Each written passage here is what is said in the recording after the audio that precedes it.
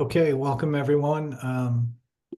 I would like to call to order our Board of Selectmen meeting for a Thursday, December 12th at 7:01. And our first order of business is the Pledge of Allegiance.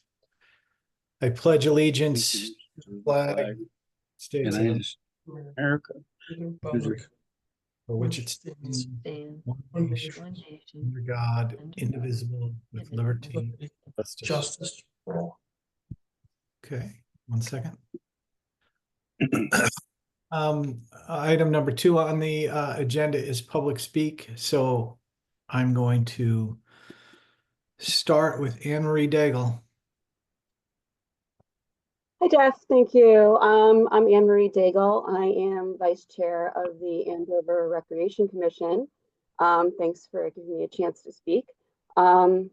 Mainly, I'd like to express the Rec Commission's disagreement with statements made by our town administrator during last month's Board of Selectmen meeting on November 12th. One of the comments made was that, quote, "It's going to have to be directed by the board because the Rec Commission is not going to play with anybody unless they are forced." So I take offense to that, as do many members of the Rec Commission. I've been on the commission for over 10 years. And we have welcomed and interacted with many individuals in the community who have all come out to help us with our events and programs. So to us, that comment kind of came out of left field, if I'm being blunt. Earlier this summer, we were told that the new senior center director would be a liaison to the Rec Commission and that we'd all be working together, for the benefit of our residents of all ages. And as you know, the Rec Commission is comprised of volunteers such as myself. I mean, many of us have full-time jobs during the day. So we host our events on nights, on weekends, on holidays. We do it because we truly care about the town. We care about the residents. We do it because we want to do it. But we need to do that. We need to work together, right? So like most boards and commissions, we hold our meetings at night. We're here on the second Tuesday of each month at 6 p.m. So anybody is welcome to attend and work with us, including our new senior center director, who I also know works, part-time during the day. So, but regardless, we would still love the opportunity to meet with her and work together. And I just want to say that I know the Board of Selectmen has always been supportive of the Rec Commission, and we thank you for that. But again, we are volunteers. We have given much of our time to the town, many of us for many, many years. So if there's something that we're doing that you don't like or that you would like changed, just come to us. For a town leader to make statements like that on a public forum, that's disrespectful to us, implying some sort of wrongdoing, like with the credit card policy, whatever. That it's very disheartening, to be honest, and it comes across as being very divisive. So we're just asking.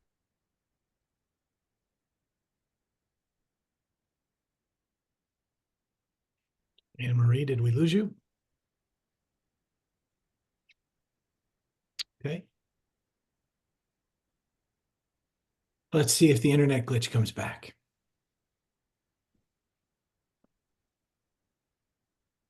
Okay, I'll come back to her when she gets back on. Kathy Palazzi.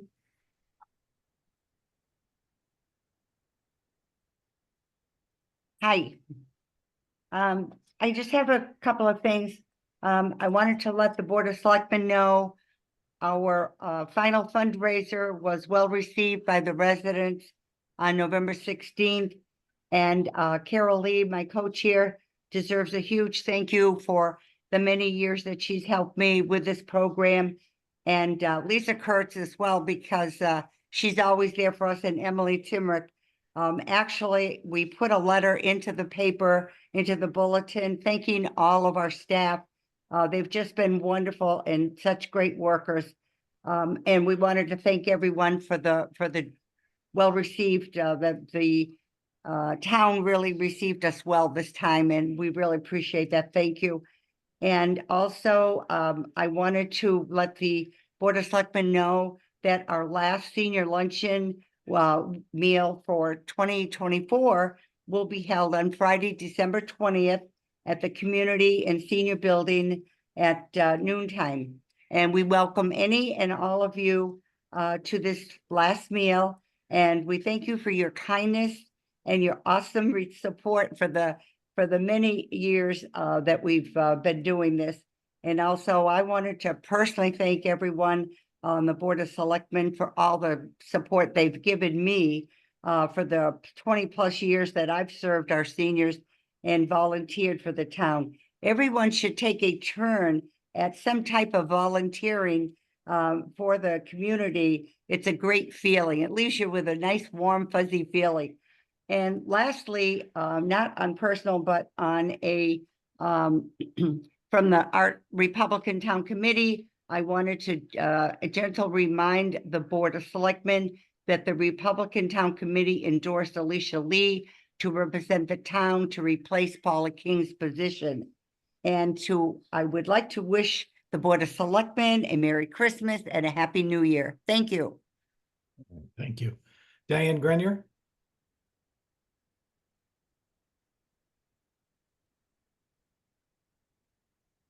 There we go. All these buttons. Hello, good evening, everybody. And I also wish everybody a Merry Christmas and Happy New Year. This will be our last meeting for the year. Yippee. I just wanted to mention that this week I rode by the Old Town Hall and noticed it's in great need of some power washing.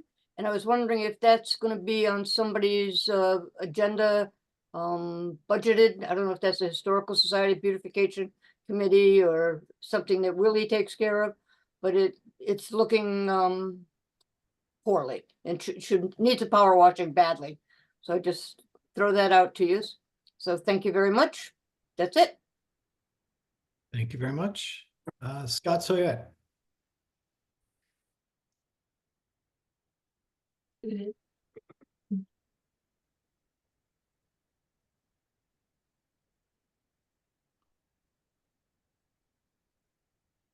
Sorry, I couldn't find the unmute. I'm just listening. Okay. Shannon Loudon. Thanks, Jeff. Once again, I'm just here to encourage the Board of Selectmen to choose Alicia Lee as your newest member. I want to say I know Beata and Dave are terrific people, but I think that Alicia is the best candidate for the Board of Selectmen. She grew up in Andover, she's lived here all her life, and she chose to buy a home here. And she knows quite a lot about Andover, having grown up as her mother's daughter, and knows a lot about the administration of the town. But I also want to note that a lot of people said, oh, it's just like having Carol Lee on the Board of Selectmen. Anybody who knows Alicia knows she is her own person. She is Carol's daughter, and as that, she is like Carol in that regard, has her own opinions and has her own way of doing things, and would be a terrific choice. And finally, I just want to note again, she was the one chosen by the Republican Town Committee. After a contested election, there were a number of candidates who went forward with the RTC. And as the co-chair of the DTC, if that were me, I would like our choice to be honored. That's all I have. Merry Christmas and Happy New Year, everyone. Thank you. Elaine Bookart. Yeah, I do like Alicia Lee. I know Alicia Lee. But I did want to put in a message in favor of Beata. I've met Beata from being on our Economic Development Commission, and she is high energy. She knows a lot of what's going on with marketing. She's a real estate agent, so she knows a lot about properties. And she's just been a delight to have on the Economic Development Commission. And so when I heard that she was looking for the Board of Selectmen, I was excited about that. So I would definitely put in a plug for Beata. She hasn't been in town long, but the amount of time she has been in town, she's been very much involved. in wanting to make sure that our town is moving forward. So that's it. Just wanted to put in my 2 cents. Thanks. Okay. Liz Lopetch. No, nothing tonight, just listening, and Merry Christmas to all. Chris Hamilton. Jeff, Chris is the rep from my senior center. He'll be presenting later. No problem. Thank you. Oh, I think this is Wally Barton, but I don't know Wally owner. Yes, it's me, Jeff. Wally, I am waving to you on screen. Thank you, Jeff. We wave every day. That's right. Just a comment, Linda and I sent a letter to the Board of Selectmen last month about an issue we had in the town office building and our early voting and same-day registration. And we haven't really gotten anything back formally from the board. And just a reminder that come November, again, we're looking at 14 days of early voting and same-day registration for the municipal election. So we'd like the consideration of the use of the community room for that in the fall. And that's about it. Okay. Carol Lee. Hi, on behalf of the Recreation Commission, item 10E on your agenda, credit card usage discussion. The Recreation Commission doesn't have a problem with the credit card policy because it basically mirrors the one that we currently have in effect. It just more clearly defines some of the rules. However, we do have an issue with page 5 of Eric's credit card presentation that designates Tess Grouse as the supervisor of our commission who oversees our budget. Again, it was explained to us that we are advisory to her, not vice versa. And I did just want to point out that we are not in favor of that at all, designating Tess as being in charge of our budget. Thank you. Okay. Emily Timrick. I'll wait to the end to make some comments. Thank you. Okay. Joanne Ebert. I'm here to listen. Thank you. All set. Kimberly Person. Just listening. Thank you, though. Leanne Hutchinson. Yes, hi. I want to wish everybody Merry Christmas as well. I wanted to quickly say thank you for 2 things. One is, I believe it was a week ago Tuesday, before we had the several inches of snow we had a week ago, we did have some snow, and Bunker Hill Road was icy and your trucks were out. So even though it didn't look like very much snow at the time, it was quite icy. So I'm glad that the town chose to plow and treat the roads that day. And I see that some sort of materials are being implemented to try to improve the acoustics in the community room, which is a topic that I've mentioned here on Public Speak. So I'm not sure what the plan is, but I'm glad that an attempt sounds like it's being made, no pun intended, to improve the acoustics and the ability to communicate in that room. Okay, thank you. I have a phone number that ends in 4294. That's Kim Hawes. I'm just listening. Thank you. Okay. Did I miss anyone? Okay. If I didn't miss anyone, I would like to participate in public speak for 2 quick seconds. Oh, wait a second. Before I get started, Anne Marie Daigle is back. Anne Marie, I can't see you where you're at, but if you would like to finish public speak, she's still connecting. Sorry.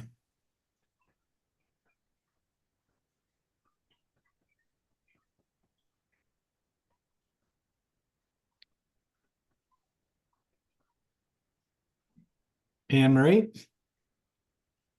If you would like, we'll give you the opportunity to finish your comments. I'm not sure when my screen froze, so I apologize. I didn't even realize that it froze. And again, I just wanted to say that I know the Board of Selectmen has always been supportive of the Rec Commission, and we appreciate that. But again, we're volunteers. We've given much of our time to the town of Andover. Some of us, many, many years, even before, I came on board.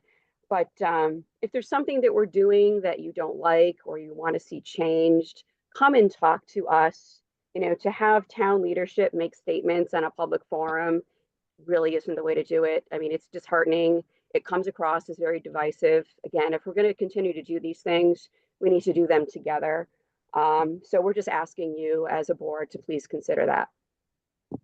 Thank you. All right, did I miss anyone else?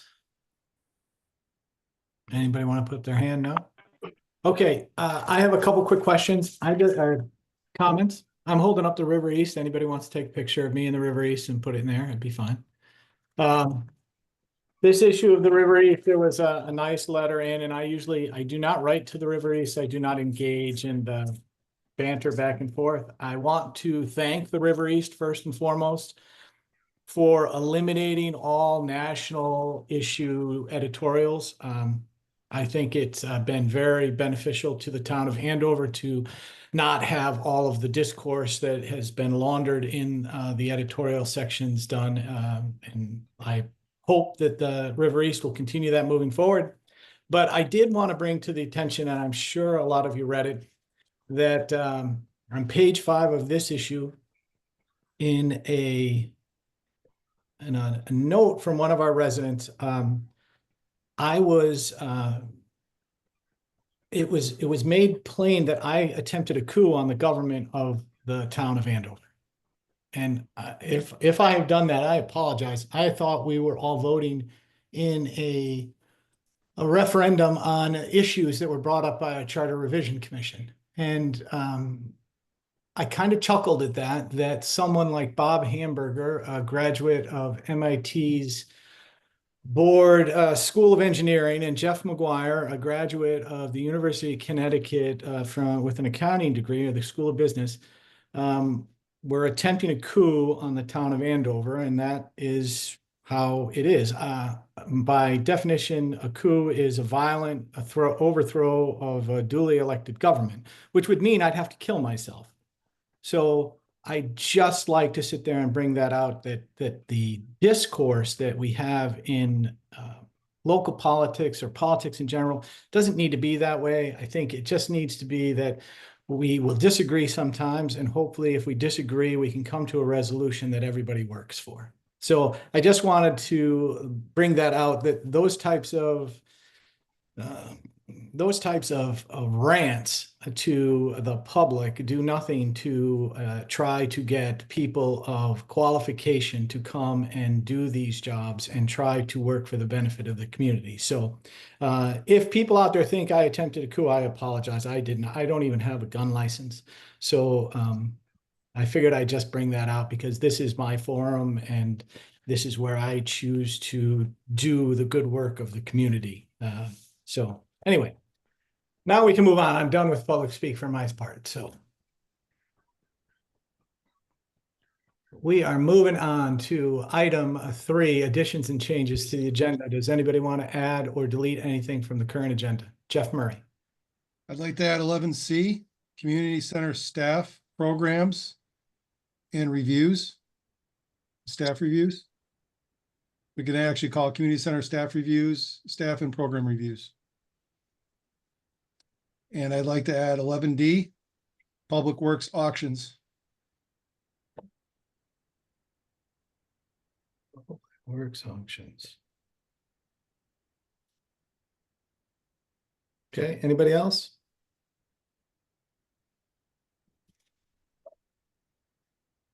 Anybody want to second those 2 items?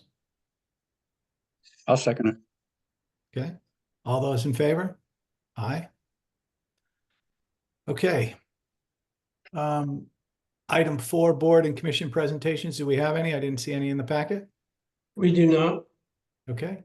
Item 5, appointments. Do we have any? There are none. Okay.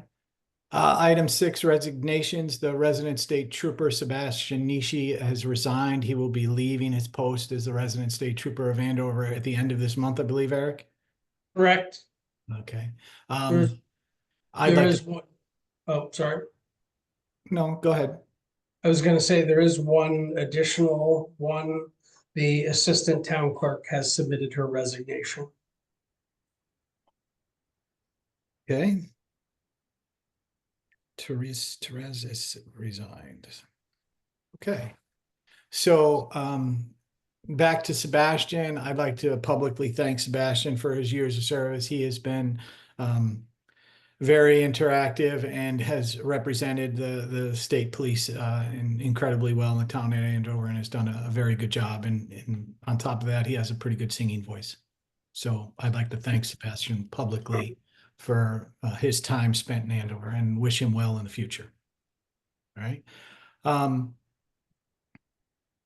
the other issue, on the other resignation, we'll deal with that later.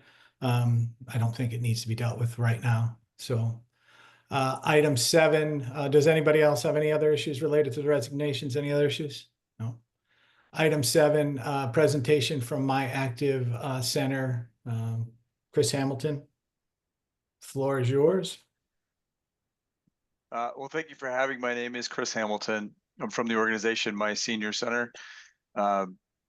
We provide software to communities and senior and community centers around the country. We're based in Massachusetts, but we're fortunate enough to work with over 2,000 communities across the country, including 70 in Connecticut.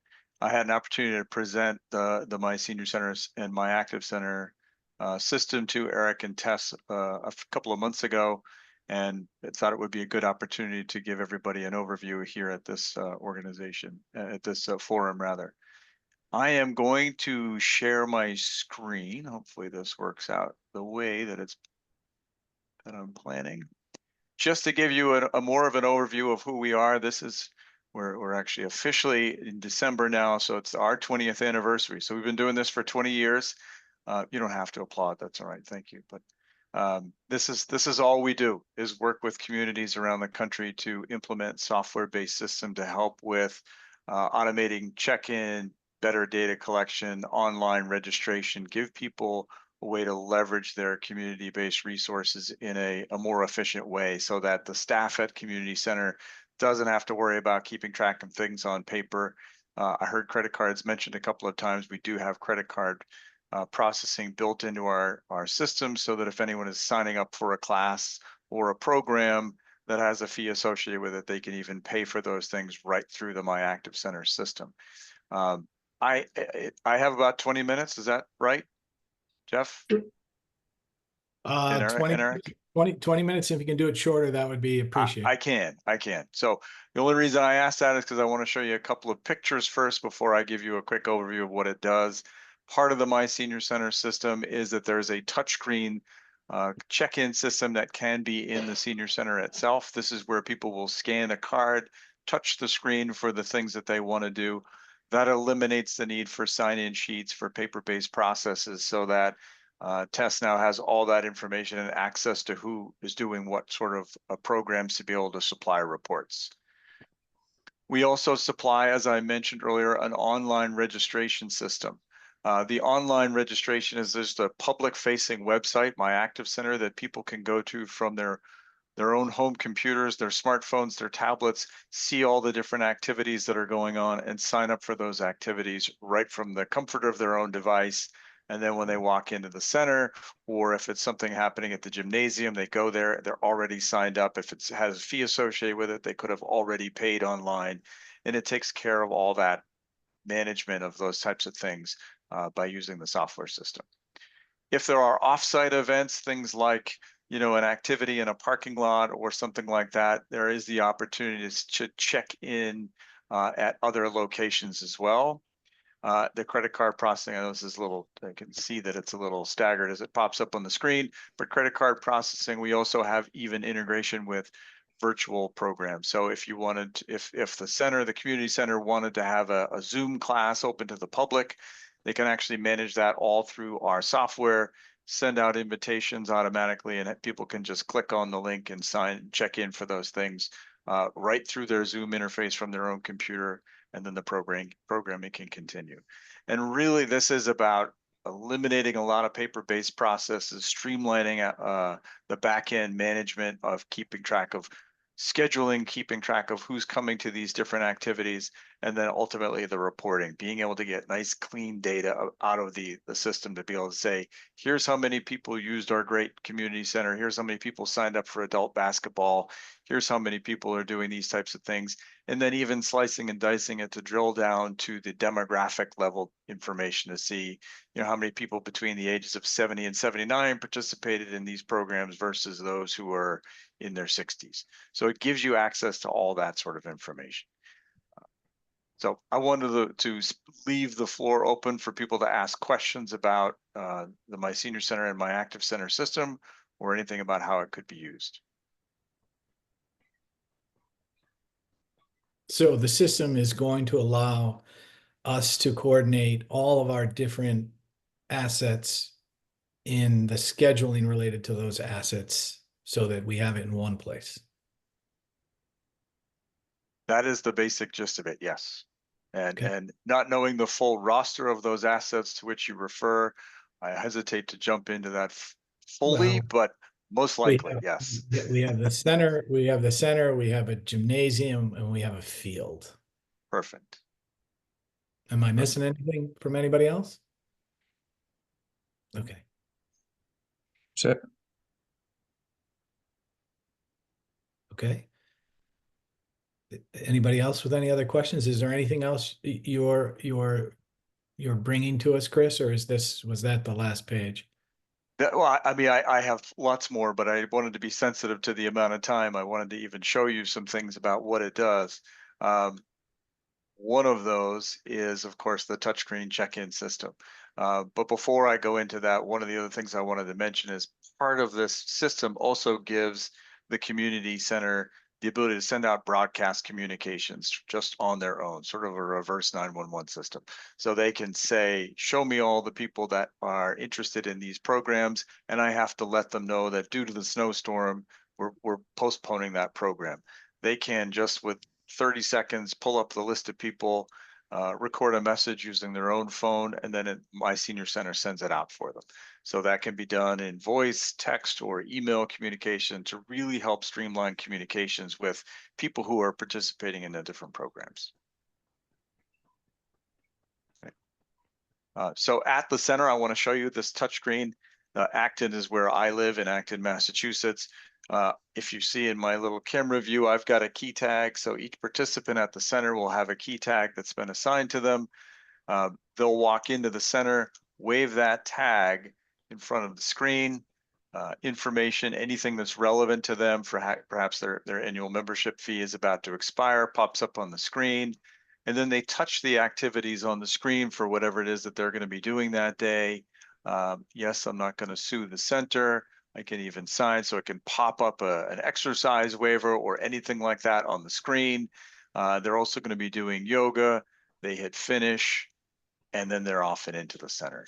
Now on that screen, you might have noticed this is a senior specific application. So this is large font, bright blue on the white background. So we worked with the American Society on Aging when we were designing this 20 years ago to give us guidance on the right font size and color palette so that people with limited visibility would have the best opportunity to be able to use the screen. So we've had that built in there from the beginning.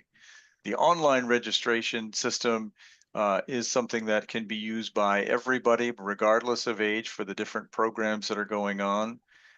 This is something that I mentioned, it can be used from a computer, from a tablet, from a smartphone.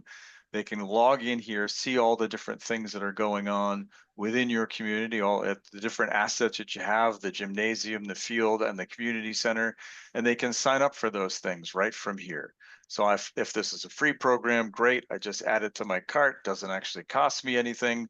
We've got a little proximity algorithm going on over there so you can see what else might be interesting. And then I can go ahead and add that in. So I also have to renew my annual membership fee, so I can do that right here on the screen if I want to and pay for that thing.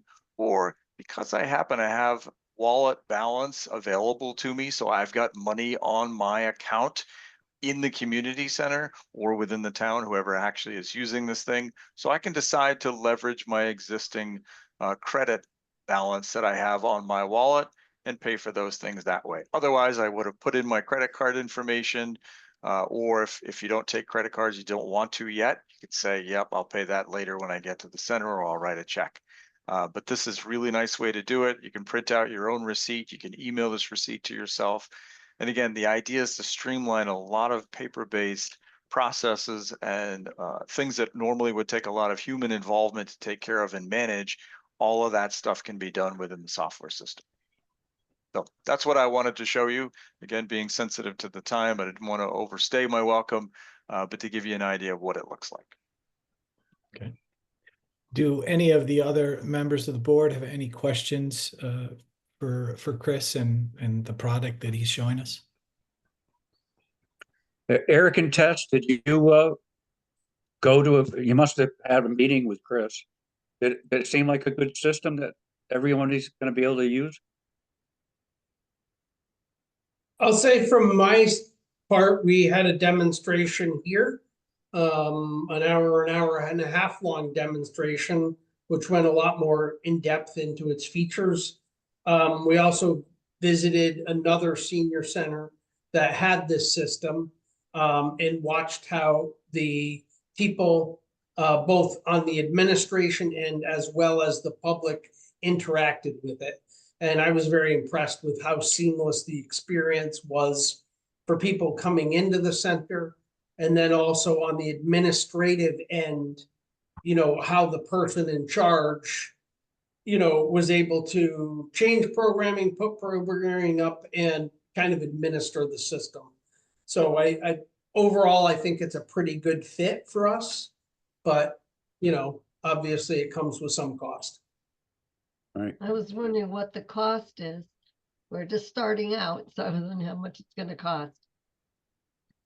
Sure. So the pricing information that I gave to Eric, and I think that you included that in your packet information, Eric, it's $4,800 in year one, and then $1,700 a year annually after that. So starting in year two. And that includes the touchscreen computer and all the software elements that I've just shown you, plus access to our tech support team, who are available from 8:30 in the morning till 8:30 at night, 5 days a week. It also includes the web-based training, initial import of any client data that you might have in electronic format, like a spreadsheet. Worst case, we can get information from town clerk about the census level information and import that in there. So lots of different ways to get that data in there, but all that cost is wrapped up in that initial $4,800. Is that the advertising-based platform? That is, yes, that is the sponsor-based platform. The other one is, I think I'm forgetting what my Connecticut price is. We have a lower price for Connecticut than other states, well, than other non-New England states. I believe it's $8,500 for the non-sponsor-based version.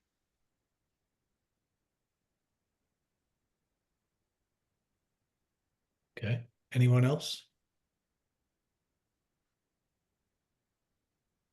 What if somebody forgets their check-in tag? Still get in? Still get in, Scott. I was hoping someone would ask me that. That's the sign in, I don't have my tag button right up here. So they can access it with their first name and their phone number.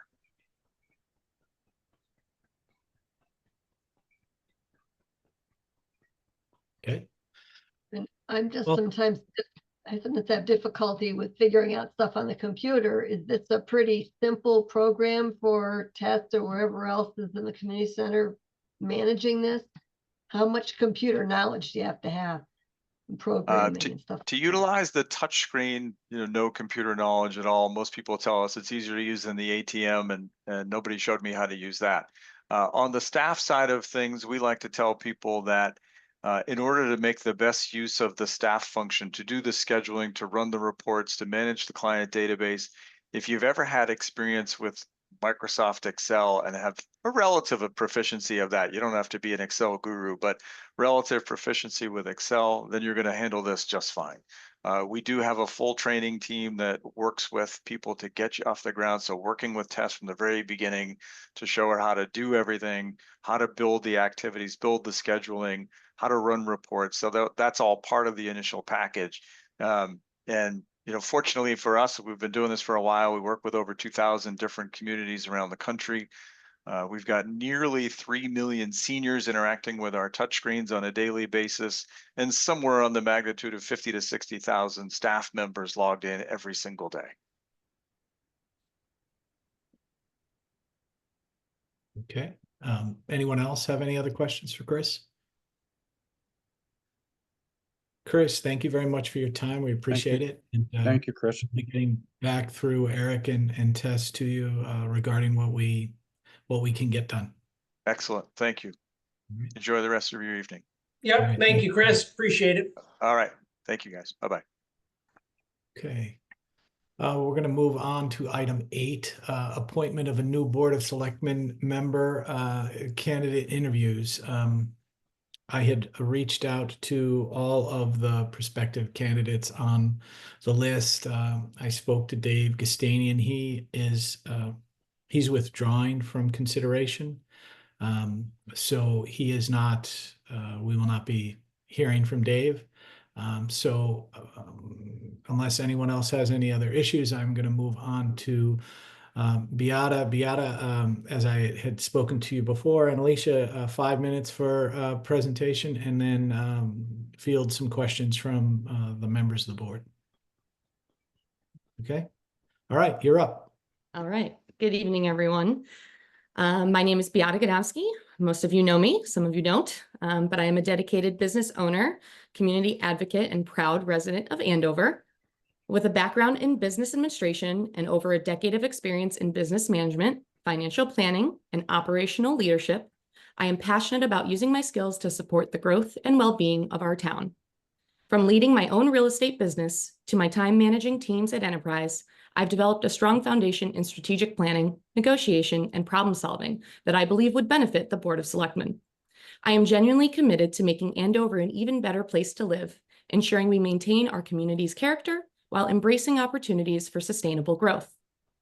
Since moving to Andover, I've become more involved in town activities because I would like to see the younger demographic represented on our town boards and committees a little bit more.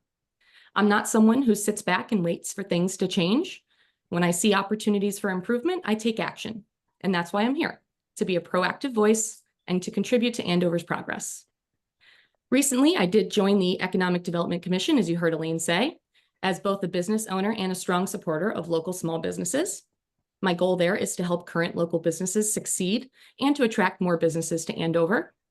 This not only boosts our local economy, but also helps reduce the tax burden on residents, making our town more sustainable and financially balanced.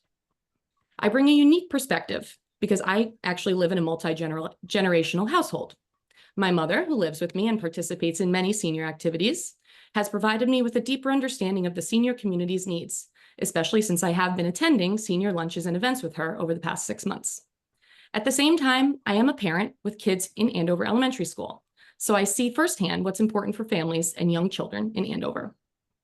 Over my years, I've gained substantial experience working in diverse, dynamic groups to set and achieve goals and solve complex problems. I work well under pressure and always approach challenges with an open mind, listening to different perspectives to find the best solutions for everyone involved. Above all, I'm genuinely invested in Andover's future on many levels. I want to see our town continue to grow and flourish as a place where people of all ages can thrive. I am committed to supporting initiatives that help Andover remain a welcoming, vibrant, and prosperous community. And I thank you all for your consideration and your time. All right, thank you. Thank you. Any members of the board have any questions for Beata?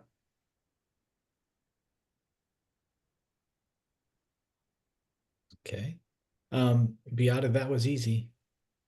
How I like to keep it, Jeff.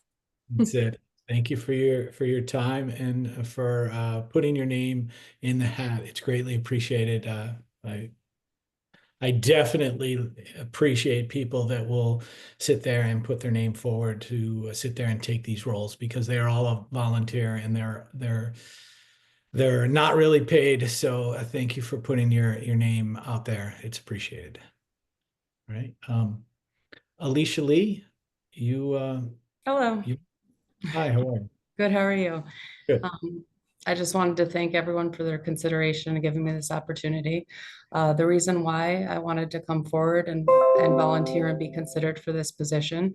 I've been a lifelong resident of Andover, born and raised here. I love the town. That's why I chose to buy a house here.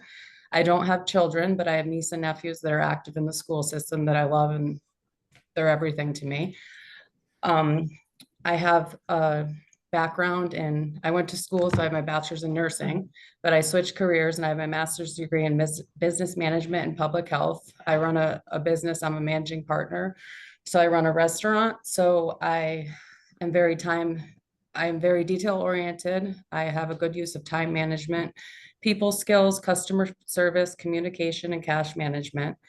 I bring 10 years experience handling budgeting, inventory, profit and loss, HR, and staffing of 40+ employees. And I would really like this opportunity.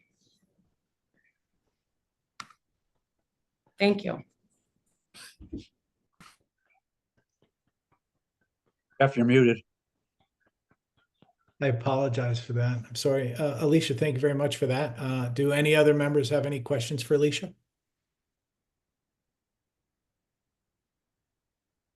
Okay, Alicia, that was easy.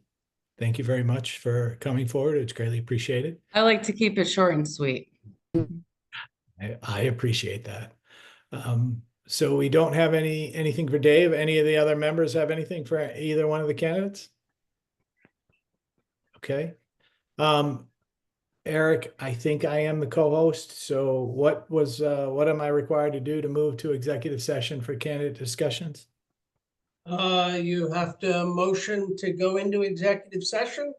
And then you have to remove everybody, or you can let me remove everybody. And then at the end, you can remove me.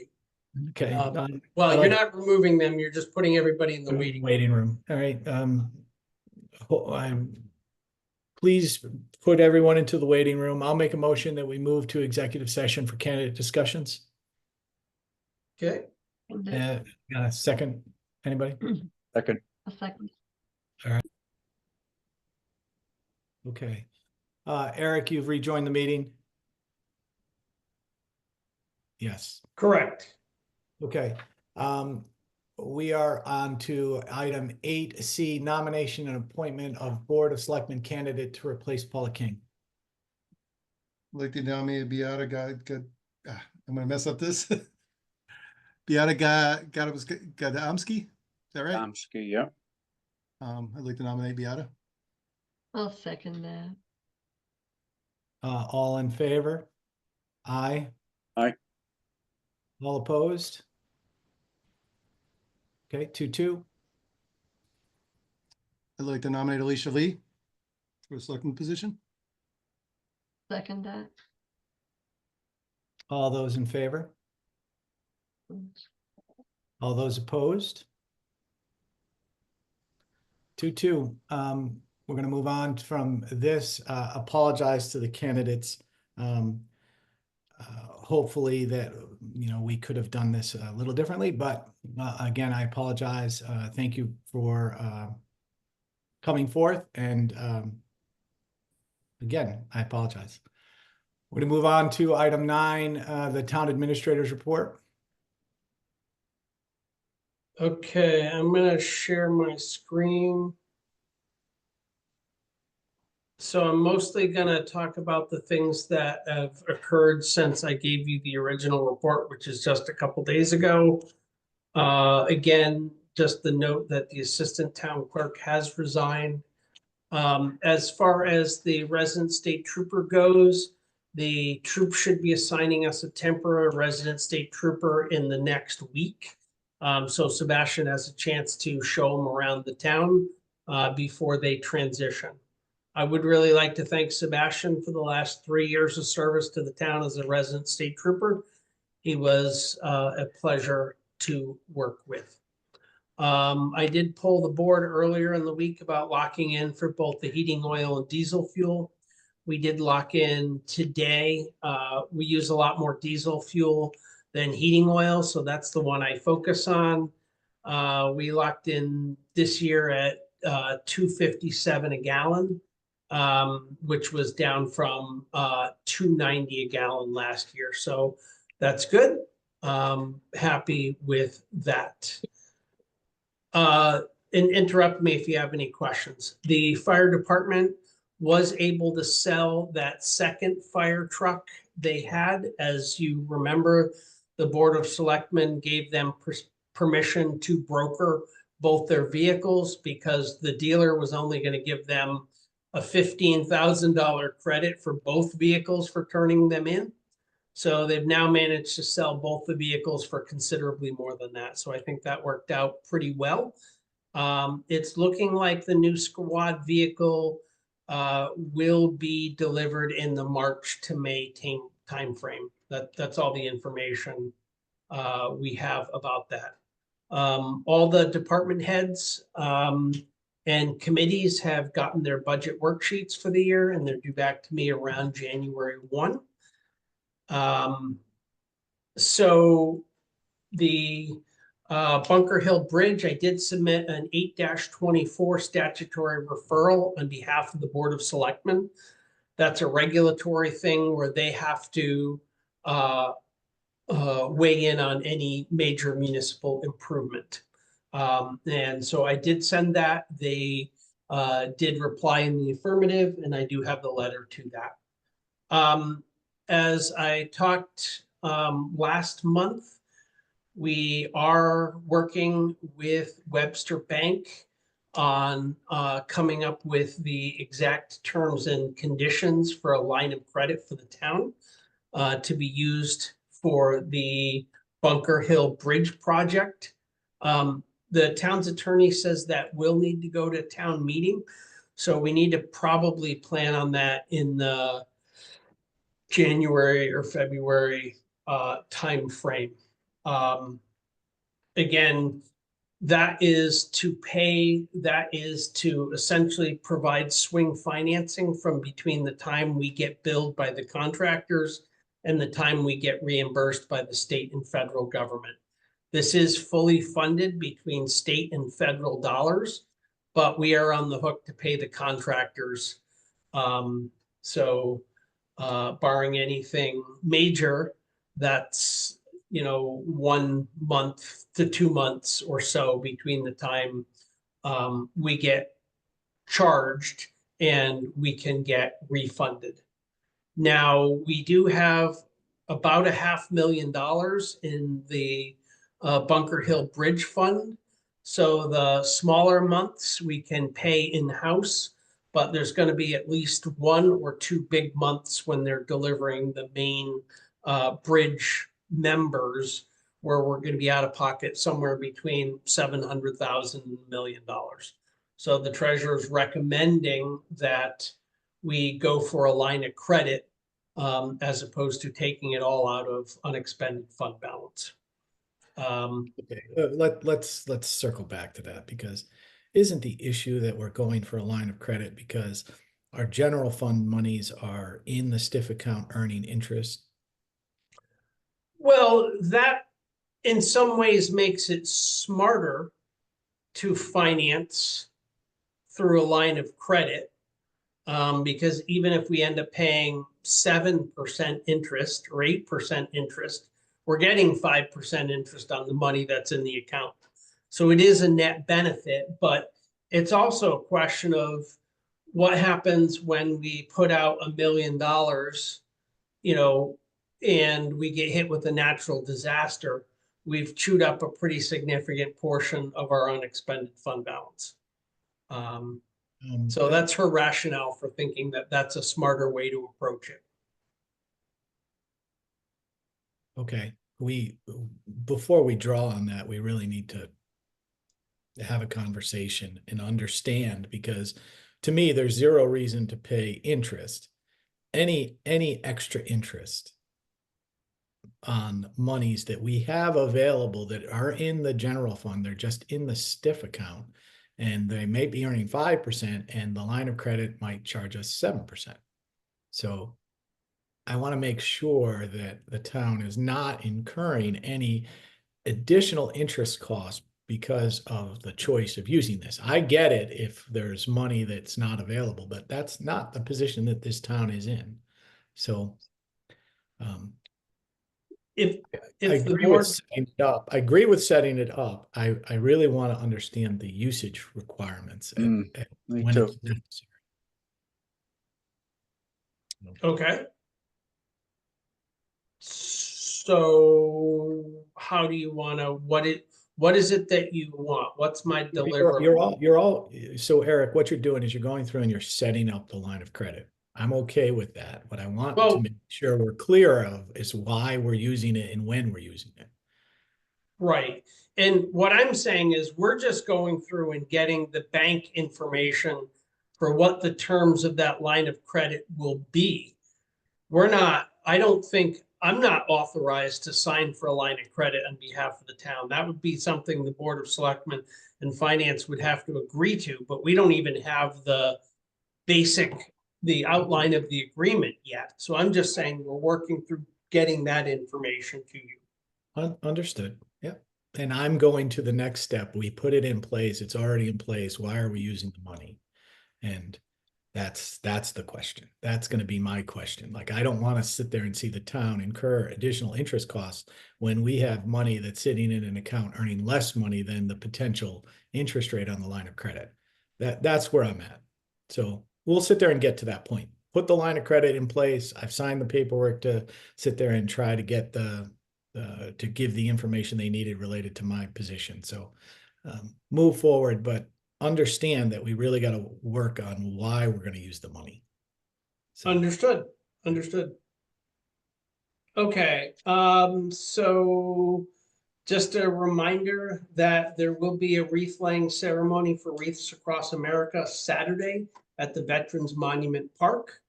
Joe Courtney, Representative Courtney will be there, as will Steve Weir. MB Rahman has not said back yet one way or the other whether he will or will not be able to make it. What time? It is at noon. Okay. Okay. There are two things related to AES. One, I just got it today, so it's not in the packet. I will send to the Board of Selectmen what I received from the Board of Education for their proposal for hiring an MEP for the bathroom renovation project. And I also got a request to sign documentation for the solar project. I'm going to forward that to the board. That's another one where I don't really think I have the authorization to sign that. That's got to be a Board of Selectmen review and discussion. Community center updates aren't really changed. If anybody on the Board of Selectmen or anybody else wants to be part of a decision-making project of figuring out what furniture would be appropriate for the community room to reconfigure that as a full-time meeting space, I'd love to help on that. And the Bunker Hill Bridge is still tentatively scheduled, or more close to more realistically scheduled for work to start in the beginning of February with the utility relocation. And then about April 1, the road being closed and major construction occurring. The school has been notified of that because that will affect the bus routes. But that is moving around. We should be getting to the tree cutting. That will be the town's responsibility, hopefully by the middle of next week. That is the plan for that. That's it. Those are the kind of changes to my report. And I'm happy to take any questions relative to that. The one question on the assistant town clerk, did she take another job? Yes, she did. Okay. In another town clerk's office? Yes.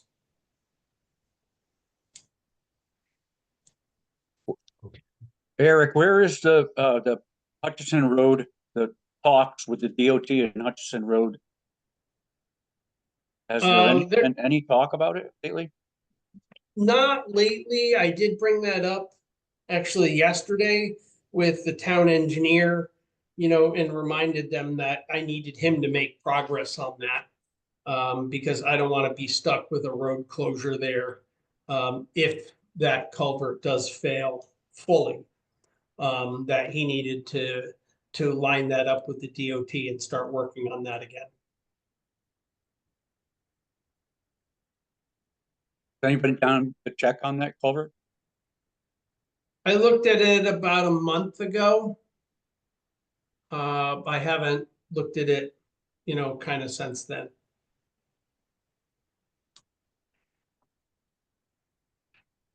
We had a lot of rain yesterday. Yeah. All right. Any other questions for the town administrator? And Jeff, anything? I was wondering where the Welcome to Andover sign installation is going. Well, the contractor has said he has it built. The public works foreman has dug the holes and flattened off the area as he requested. So hopefully he will get in and put the sign in at some point. But I don't have a firm date for that. The man who built the sign who's going to put it in now, is that it? Yes. Okay.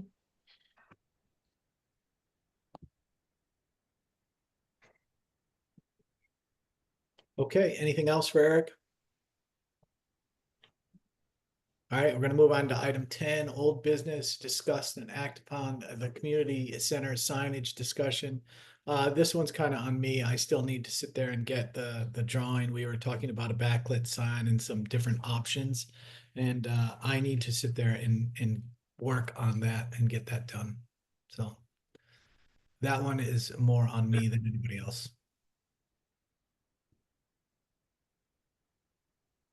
Okay, any other issues on that?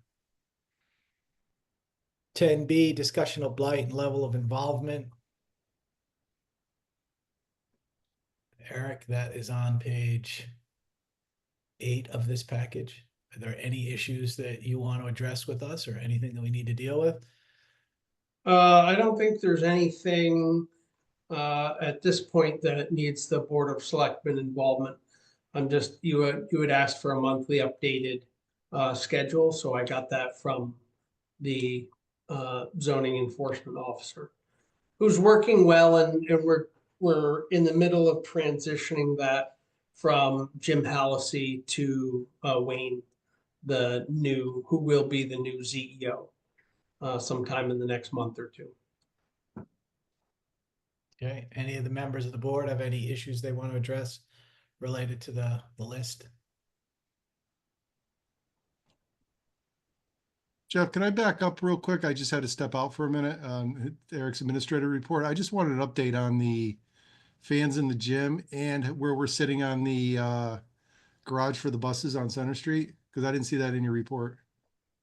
No, so as far as the fans go, I finally this week gave up on C Ward. So I had gotten 2 bids, one complete bid from Lenco, one bid from C Ward that didn't include any of the controls. And I've been trying for a couple of months to get him to give me a full proposal for that included the controls, but he's just not gotten it. So I told Lenco today that I would give him the job for that. And I left it on the assistant finance directors to order the D-Strat fans. So my goal is to order the D-Strat fans next week. So we can schedule, so we can get that ready to roll. Okay, I just, yeah, and if you need any help, Lincoln needs any technical assistance or help, I'm sure I could help, or I could even probably get Bob Herrenberger to pitch in. Sure. He's a controls guy, so he could probably help us too. Yeah, understood, understood. Frankly, the Center Street project, I have not put any effort into that in the last month or month and a half. I know that project needs to get done, but right now I have more projects than I can practically administer. I'm trying not to let that one slip by, but I also haven't made any progress on it. I'll be the first to admit that. So do you need some help from the board to kind of prioritize things, or do you need to like just give us a list of your projects and we kind of go prioritize things the way we want to do it? Or I don't know what the rest of the board thinks about that. I mean, that garage has been kind of sitting on our radar for a while now, and Yeah, and I mean, it was stalled for a long time because I couldn't get it through SHPO, but I finally got SHPO approval. So yeah. okay. Yep. What's the timing on the grant? We got quite a while before we have to worry about coming up on the end of that, and we can always ask for an extension. It's not a question of that. It's really just a question of approach. And the other thing, just being realistic about that one, is that grant is because we had assumed that was not a prevailing wage project. Once the Department of Labor made it clear that was a prevailing wage project, that is going to bump the costs up pretty considerably. Now, part of what I'm trying to do is with the field project and the project for the playgrounds and pickleball courts and kind of the phase 2 of the Riverside Drive project, is be able to use the majority of the town's contribution as labor in kind by Public Works. If I can do that, then the money that was allocated for that project should be enough to complete the other. So, so that's kind of what I have in my head. But there's a committee that's working on the field, so I don't have anywhere near as much administrative responsibility for that as I do the other one. The other one at this point is pretty much all me. So yeah. Well, I think going back to what Jeff requested is, can you get a list of the projects you're working on? And then what we can do is we can prioritize as a board where we want you to sit there and focus. Sure, happy to do that. I mean, the overall project list hasn't changed since we had the meeting in the fall, and I gave you the project schedule, or the project list. I can certainly resend that to the board. And resend it to us. Sure. yeah, and if you could just add, if just like a thumbnail, like sure, where we are. Completion percentage, like if you're 10% done, 50% done, 70% done or not started. That way we can kind of see where we're at with everything. Sure. Yep. Try to get some of this stuff done. Prioritize things for you. Yep. Not a problem. Okay. Thank you. Anything else? No. Okay, so we were on 10C, burn-up clock discussion. Correct. Where are we with this? I mean, the last time I know I go ahead, Ann. I'm waiting for Dennis to write up an agreement or a contract between the owner of the clock and us in the town. 2 months ago, I sent all the information to him and he has not done anything on it, I guess. I emailed him again today and I haven't heard from him.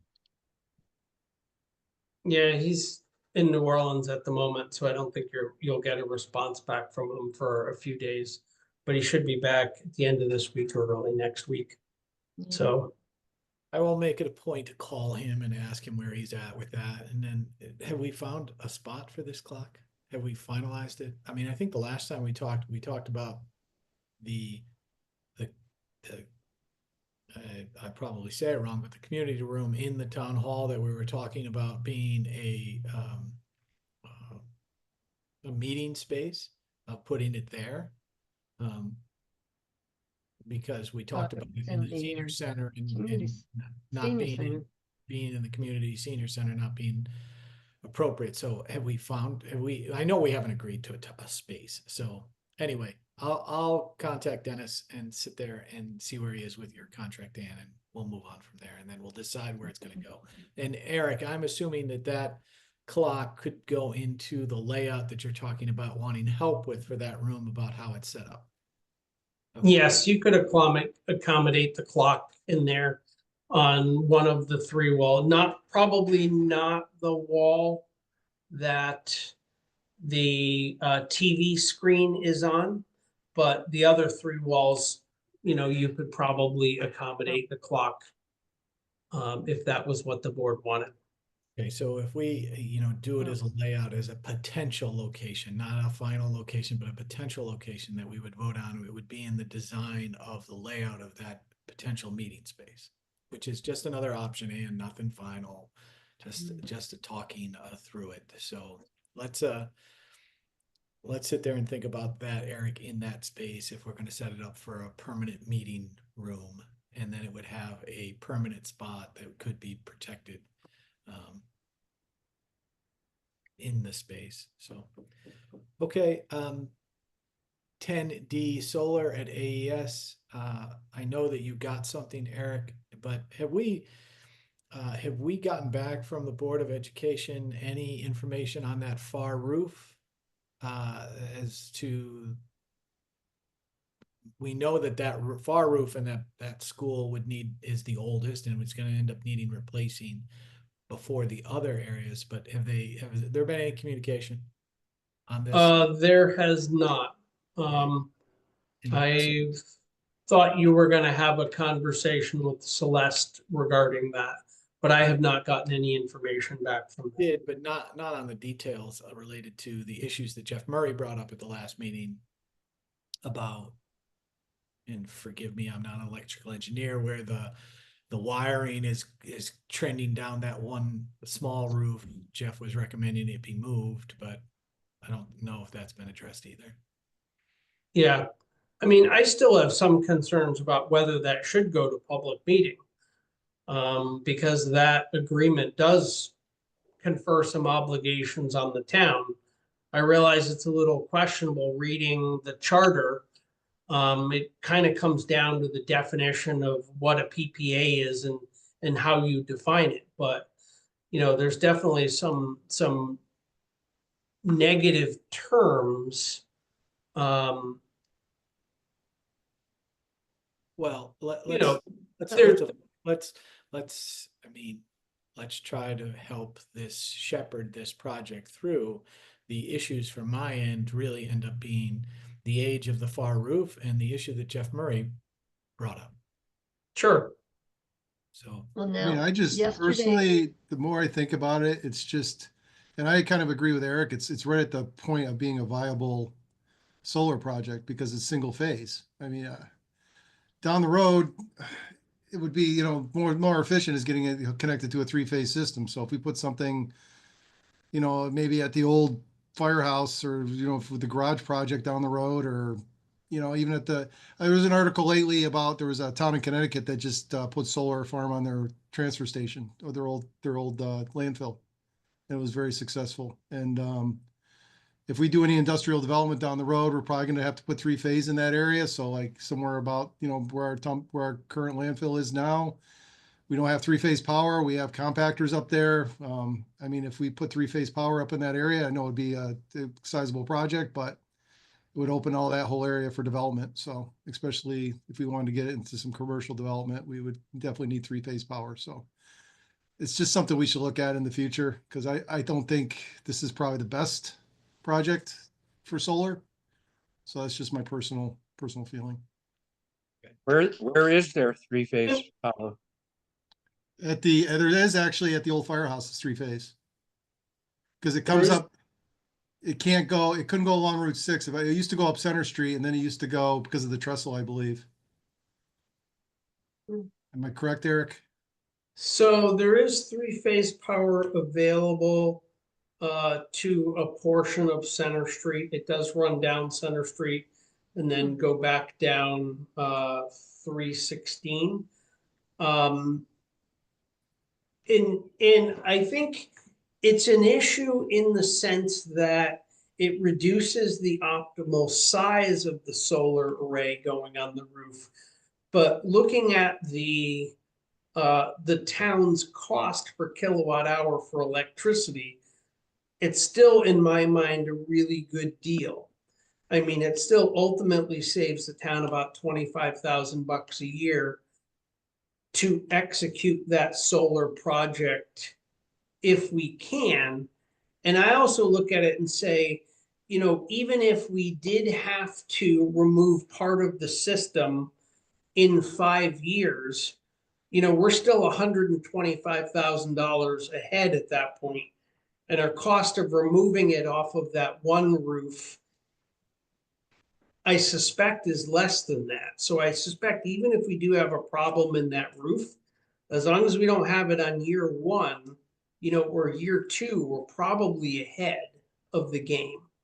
So that's one thought. That now the point that Adrian brought up, I had a discussion with him about that because I know he was involved in the re-roofing project, and he reminded me that the town spent extra money to get a much longer warranty, you know, on the roof of that school, but that was also predicated on them installing walk panels for access up there.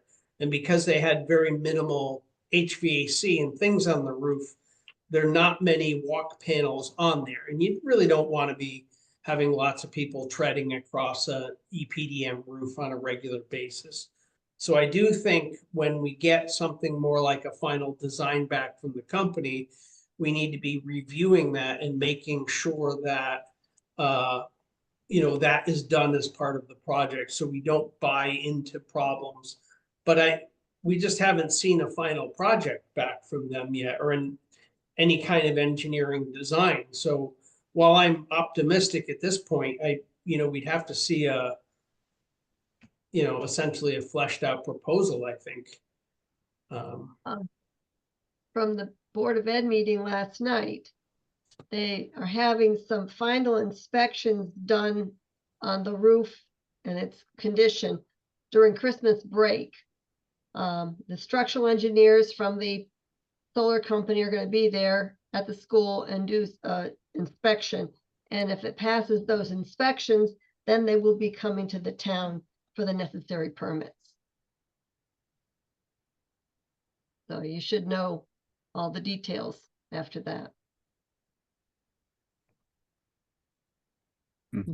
Good. And I do agree that we should be looking at solar on other town buildings and other locations. But I don't think it's an either or, you know. Yeah, I just think because we have a school roof, we are going to be getting some revenue from it, but if efficiency wise, like you were saying, it's just not the most ideal setup that we would be having on there. So What would it cost us to bring three-phase to the town office complex? The school as well. I don't know, when we looked at it from doing it at the transfer station a couple of years ago, 2 or 3 years ago, well, actually when I first got here, so probably more like 5 years ago, Eversource quoted me basically $1 million a mile. So it's probably a quarter mile to get it up to the school. So, but it's not just the cost of bringing in the power, it's also the cost of us turning around, because three-phase does go up 316 to, you know, so it's not that far from the school. But we would also be talking about changing out the main electrical service in the building to three-phase switchgear. And that would not be an inexpensive, I mean, Jeff probably knows better than me, but seems to me that's $150,000 project in and of itself by the time you really convert the whole school over to that. Well, we wouldn't have to convert the whole school at the one point. We would just have the solar array and we'd have the three-phase power available. And then that way, if we had upgrades in the future, we could do that at that time.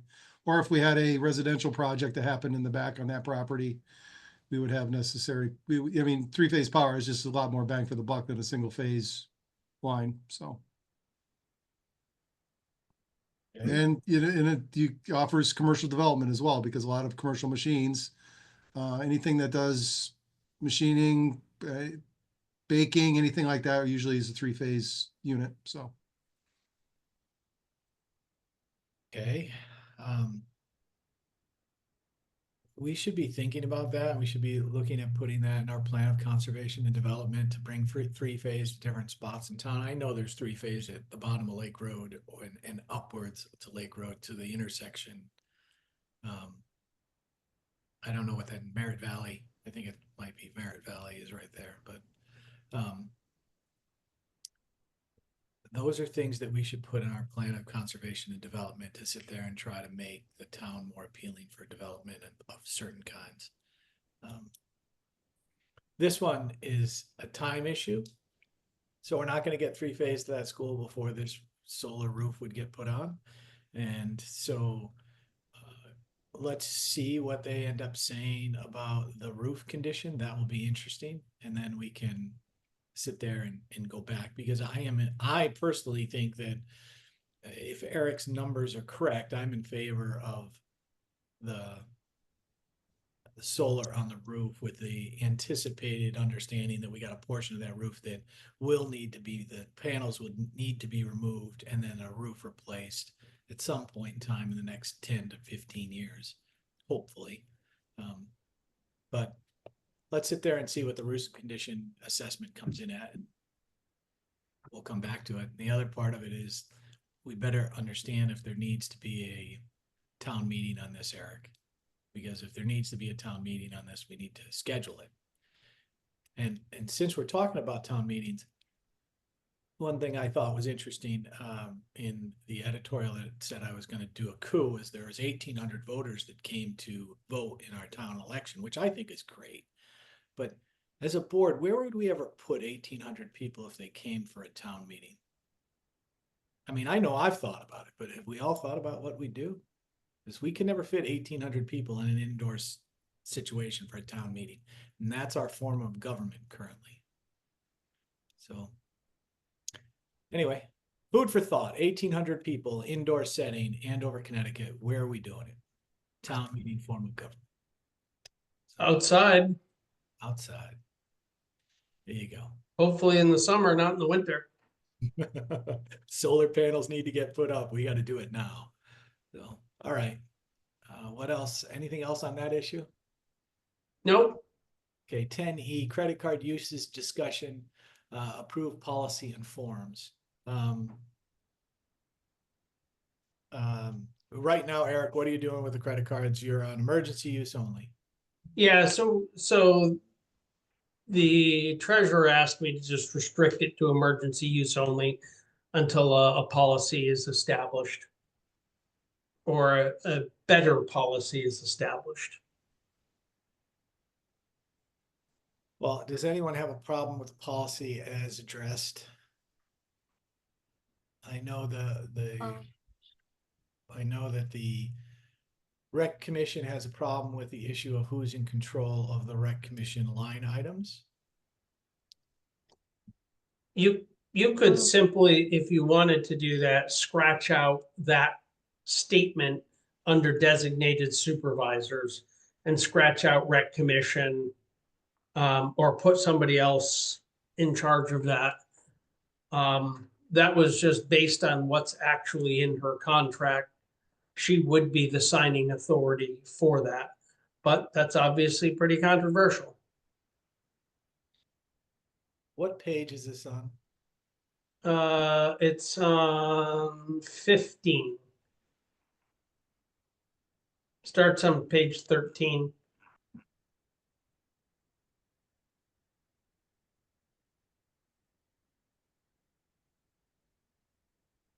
And really what I was trying to do is make this clear to Chris, because she's constantly asking me when things who's supposed to be approving of various different things.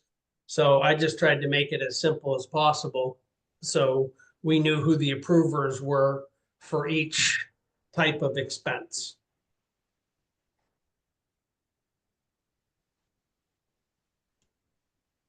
Or if there's other ones you want to change, we can change those too. I'm not wed to any of those.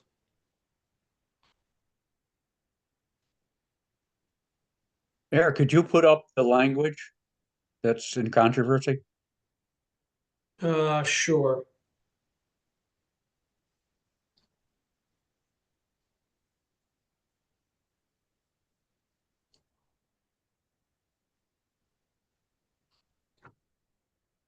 I think you should be viewing it right now. And all that is on the back of the form for credit card usage and designed to be so it automatically prints on the back of the form. So when somebody turns it in on the same time, Chris can roll it over and say, okay, this is an expense from X. The supervisor is here. The supervisor signed it. We're good. That was the intention of this. So what was Carol bringing up tonight? What was, she said 5E, page 5E or something? She's. Yes. Am I wrong? So Can you show us what was in question there? So what she is unhappy with is the way that this is, because that mirrors what's in the employment contract for Tess Grouse, that the original concept was one of Tess's 3 hats was number 1, director of the senior center, number 2, director of the community center, number 3, overall director of the recreation. So everything that was community related mostly came under her bailiwick, which would put her as the signer for that. But the rec commission does not feel that's appropriate and doesn't feel she should be the signer on that. And and I'm sorry, I know I'm out of line here, but we are advisory to the senior/community center director, not vice versa. And if that is something that you put in the contract, so that's in Tessa's contract and that's available, we'd be able to see that. I'm sure you could see her contract. We will give you access to the contract. Just 1 second before everybody goes off. Eric, for this purpose for today, change the Recreation Commission designated supervisor to Carol Lee. And I'm to the Recreation Commission as a whole, please. Carol. All right. Just change the Recreation Commission designee to Carol Lee.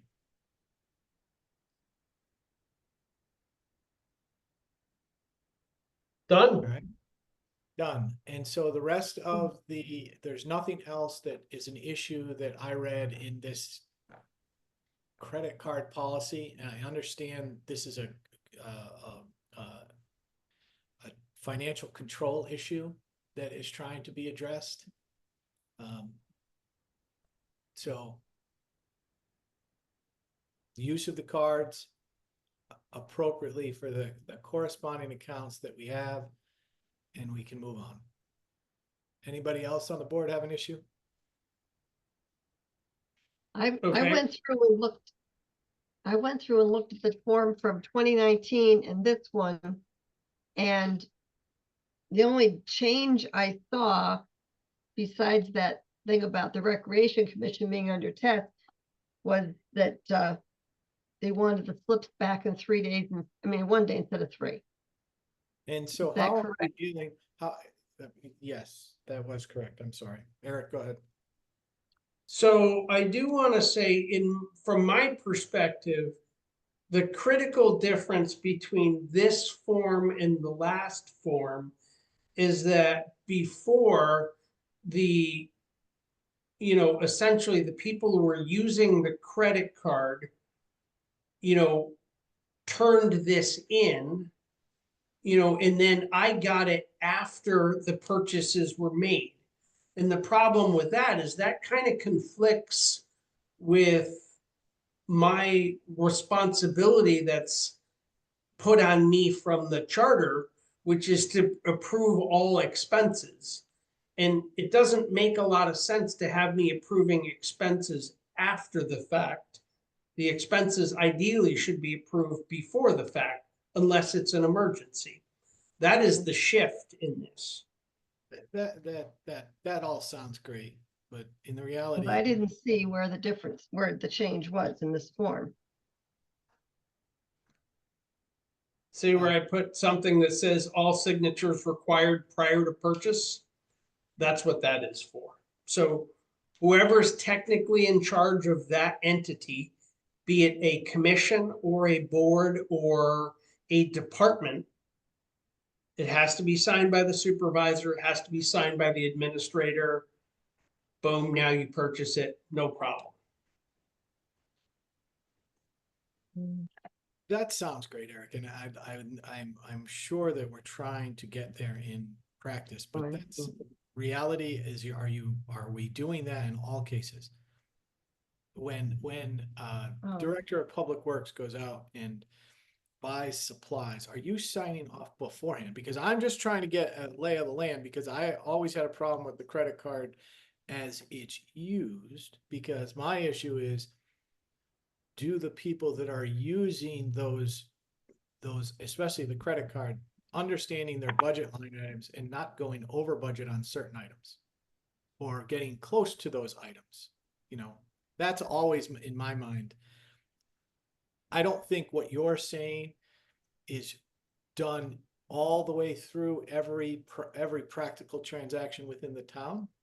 I think it's a good, you try to get there, but that's a real cumbersome thing, and I'm not sure that you're going to do it all the way in practice. So I want to be clear to everybody that it's not totally the way it's done in practice. What I have a problem with, and what I look at credit cards about, is, especially within a town, if a group is not understanding of what their budget line items are and they go and start spending, there's overspending on the credit card, and it becomes problematic. That's the biggest issue.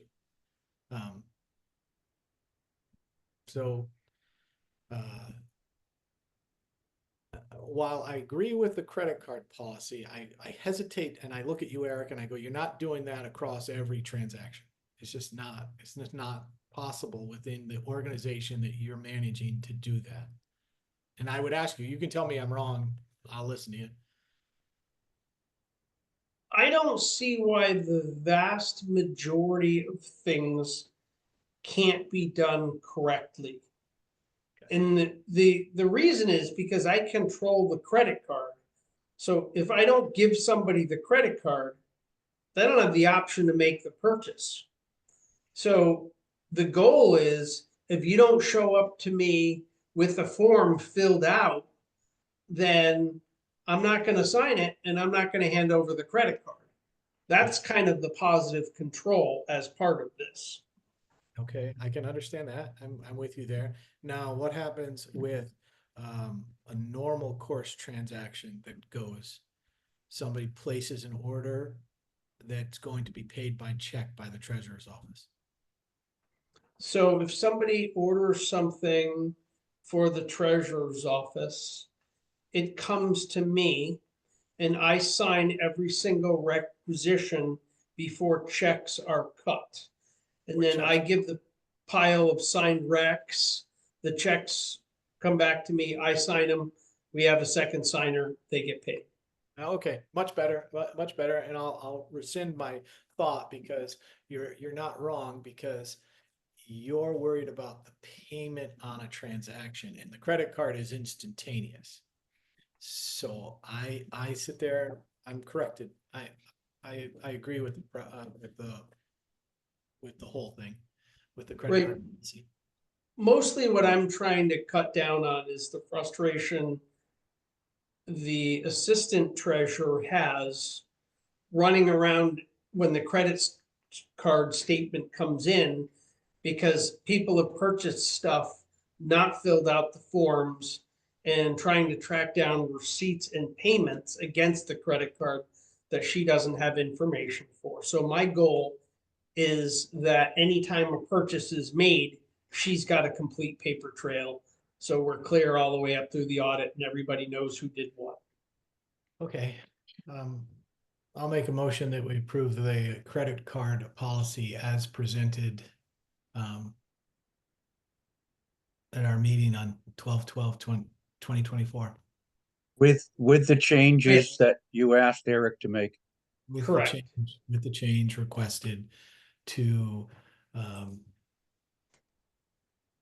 the designated supervisor for the Recreation Commission to be Carol Lee. Second that. Okay, further discussion? All those in favor? Aye. Aye. Okay, 4-0. Let's move on to item 10F, a community center update, purchase of kitchen equipment and leading edge change order.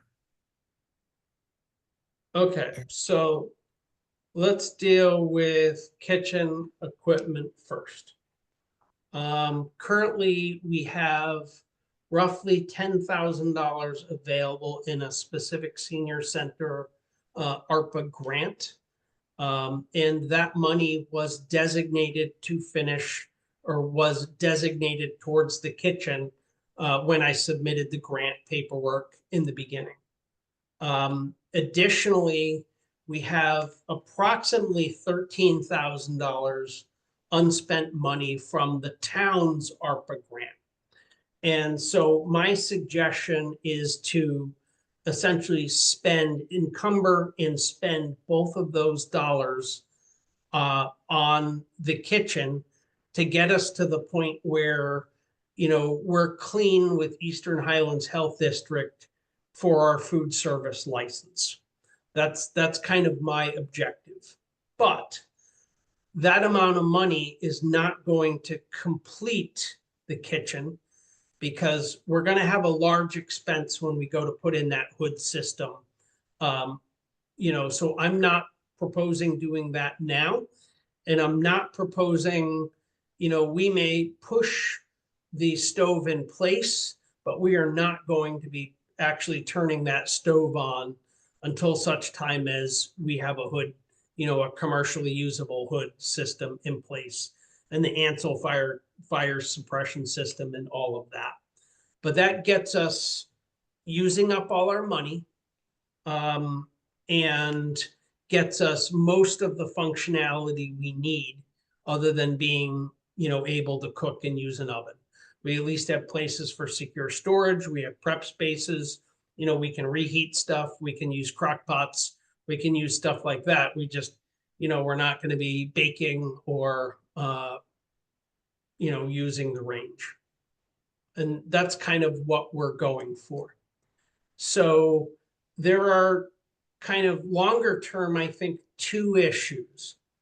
The first issue is that we are already basically maxed out on our electrical panel in the basement. So as we put in the dishwasher, we are going to have to put in a sub panel to accommodate that, because we just don't have the breaker space to put it into the panel. So we're going to run up, and I don't have a firm quote for the electrical work for that. So I can't give you what that estimate is. But I think without really tapping the multi-use building fund, we can get the majority of the functionality of the kitchen now. And it makes sense to me to purchase the stuff and do it. Well, we have to spend our ARPA funds by the end of the month. Correct. How much are they? So total between the two, there's just under $23,000 available between those two. No, you said 2. how much are ARPA funds and how much are the other funds? Tell me which exactly, say it so we understand what it is. So I don't have it down to the penny. It's just under $10,000 that's available for the ARPA grant for the senior center specific ARPA grant. It's 9,800 and something. I could get you an exact number, but I would have to dig a little bit. And in unspent funds in the town's ARPA grant, there's approximately $13,000, plus or minus $100. Has Cheryl gone over that number? That's a good number. Yes, those are the numbers I got from Cheryl. And what about the leading edge bill? Is that paid? It is not paid. Leading edge bill will pay out of building maintenance or multi-use building fund, one of those two. So you're recommending, Could take it out of here and we could just not buy, leave some things out of this. That's okay too.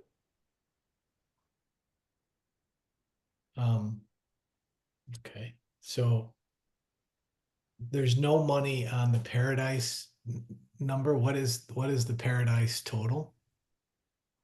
The Paradise total is Not there. oh, why is it not on this form? It's 22,000 and change. Right, I added it up too. Why is it not on this quote? And so, Ann, you came up to 22,000? Yeah. Okay. $22,048.03. Mhm. Okay. There it is, yeah. All right.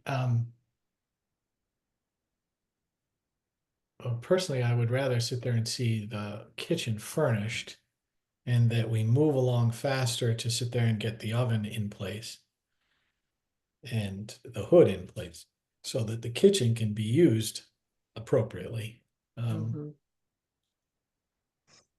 So, but we have to spend at least the $13,000 of the ARPA funds, like the other $10,000. You're saying it's ARPA, but what is that? It is ARPA funds. So it's just different ARPA funds. So when ARPA came out, they put funds in a whole bunch of different buckets. Some of the money they gave to the state of Connecticut. So the state of Connecticut divvied out and they said, these are all the programs we want to support. One of those programs was senior centers. So I wrote a ARPA grant for our senior center stuff, which was granted, which gives us, right around $9,800. That's what they gave me for that grant. So that money too, I don't have to spend, but I have to encumber by January 1st, December 31st, either one. All right, so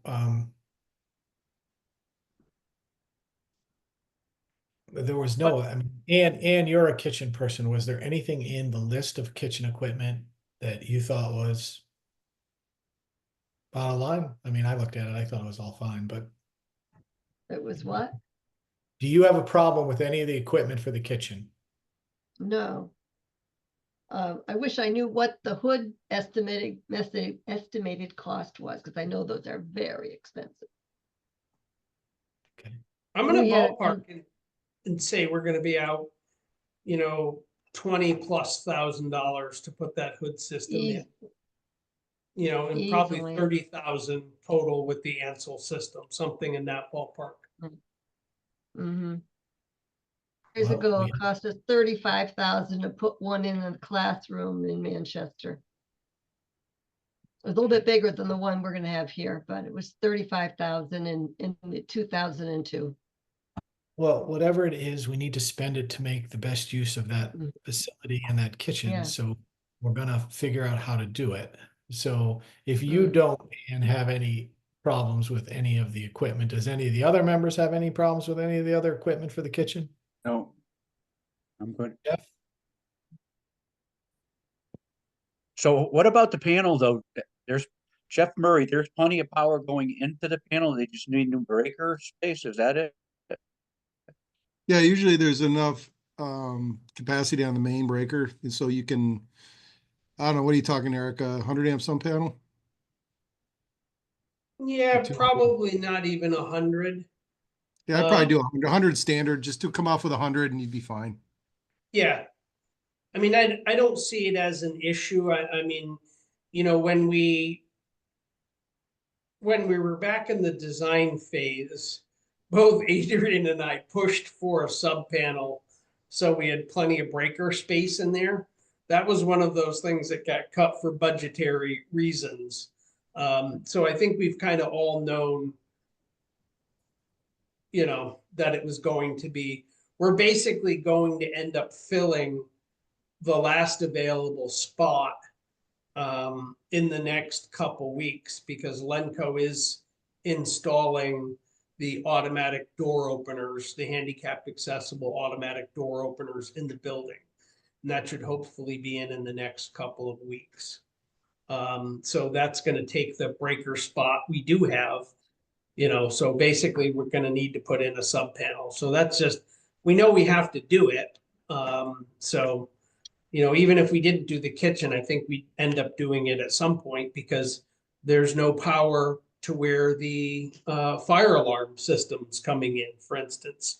So we're going to need to add a, you know, a electrical connection for that at some point.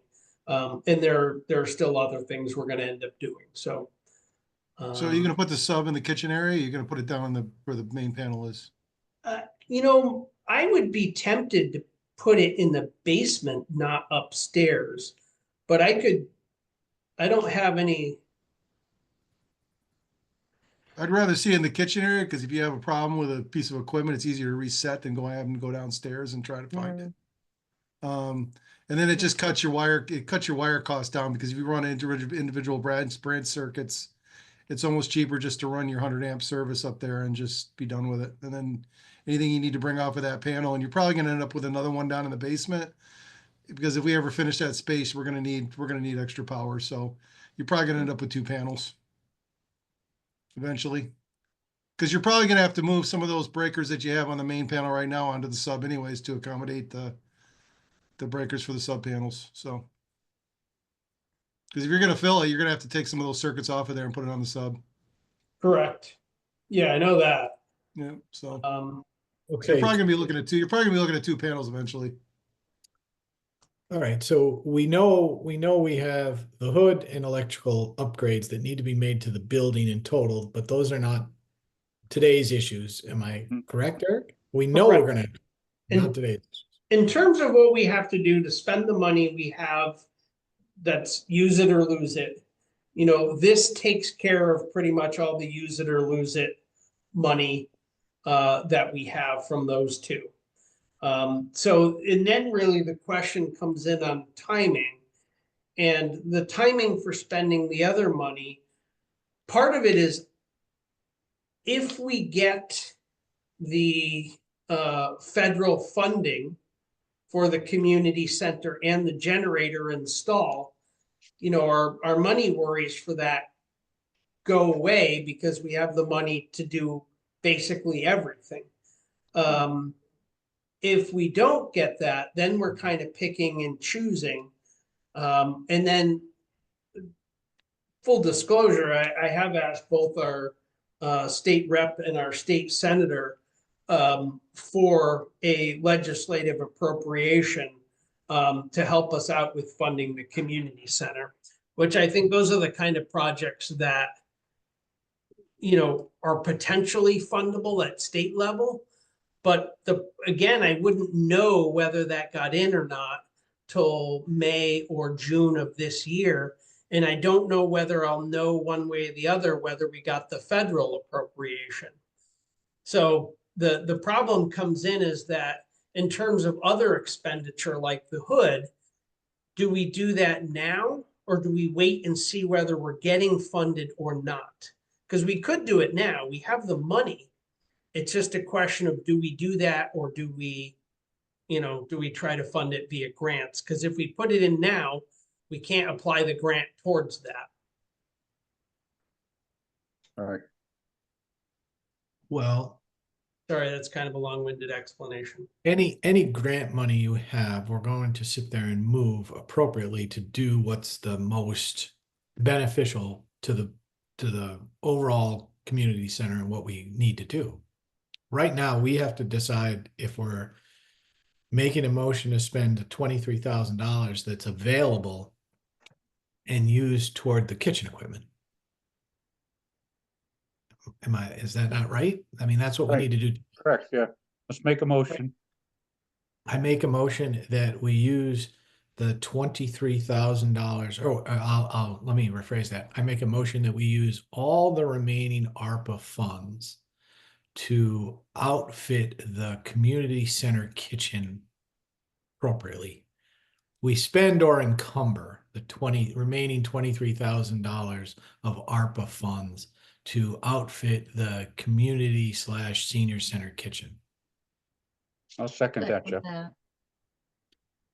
We'll say Ann seconded that. Okay. All right. Further discussion on that?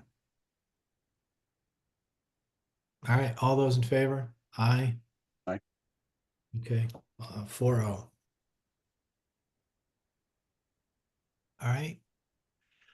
The leading edge change order, what information do you have on that? What do you want us to know about?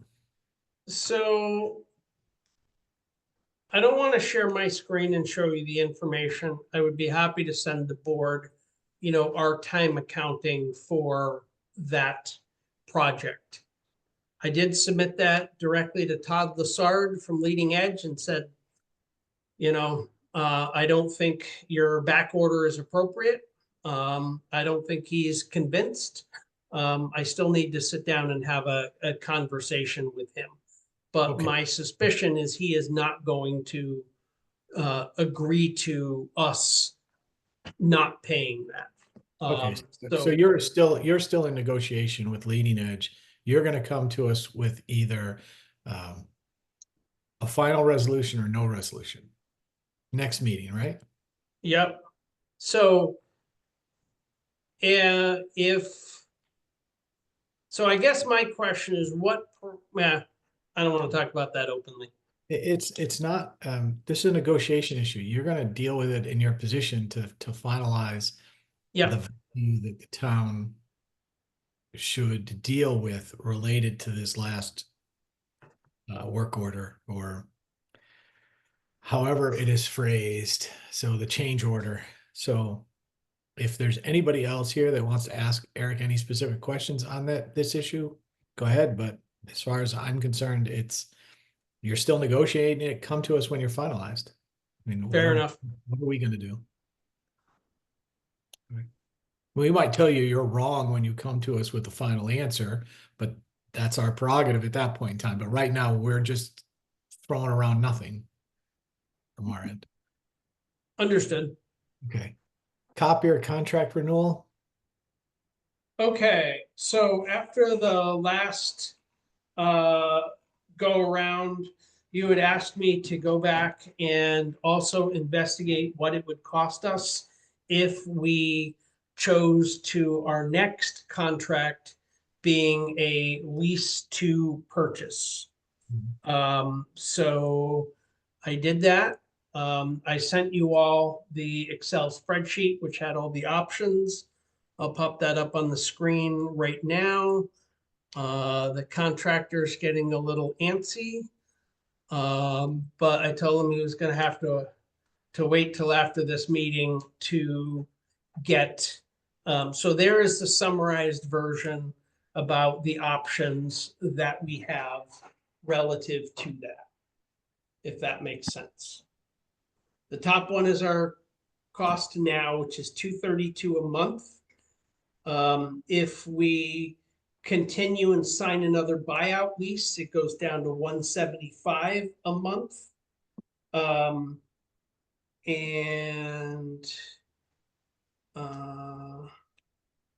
Then on the very bottom, we have the option to purchase the existing contractors, or what do you call it?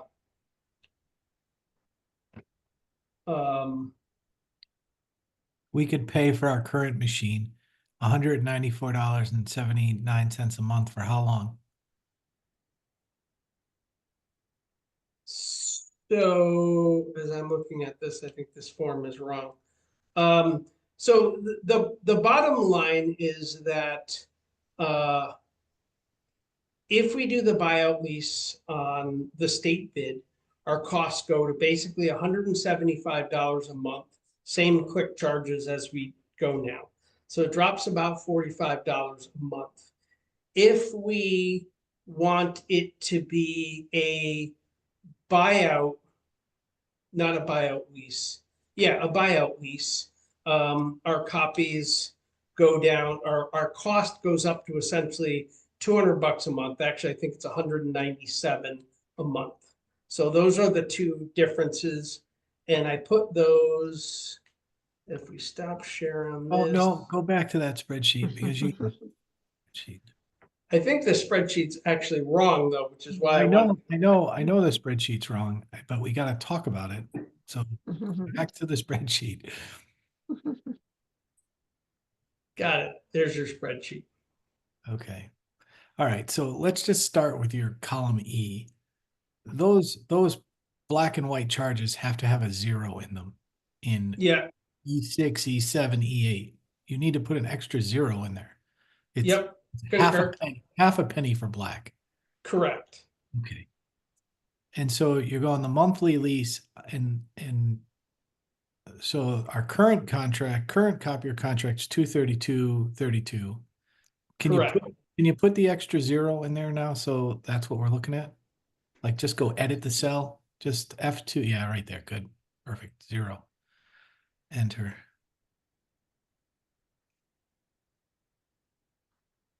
And then the 1 and 9. Okay.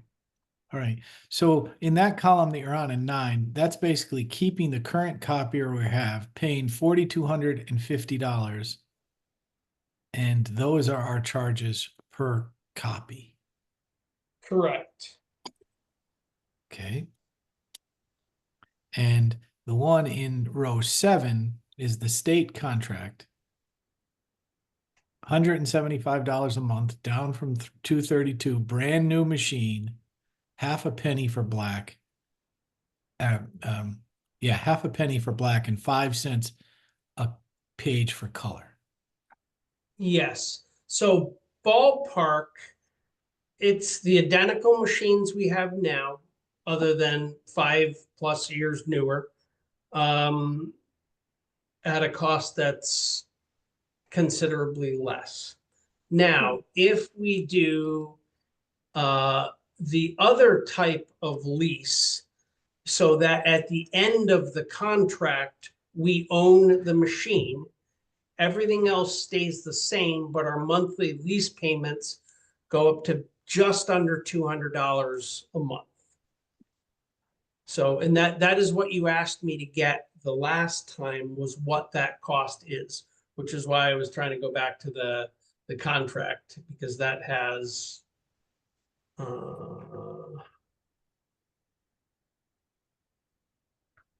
Okay, and that's fine. So go back to your spreadsheet. It's $200.48 and at the end of the 5-year period, we own it. So those are really the two options. Okay, so if you go back to that and so increase the size of your spreadsheet so everybody can see it. Okay, so the difference between row 7 and what Eric has presented at the $200 a month ends up being $1,500 over the course of the 5 years. And we own the piece of equipment as opposed to currently what they're doing with the leases as written. If we wanted to keep that equipment and it was running well, and we only wanted to get a repair contract, which is row 9, it would cost us $4,250. So the additional $25 a month comes out to be $1,500 over the course of 5 years. The choice is, do we think we just want to continue with the $175 a month lease and save save $1,500 and then turn the piece of equipment in 5 years? That's the question in front of us.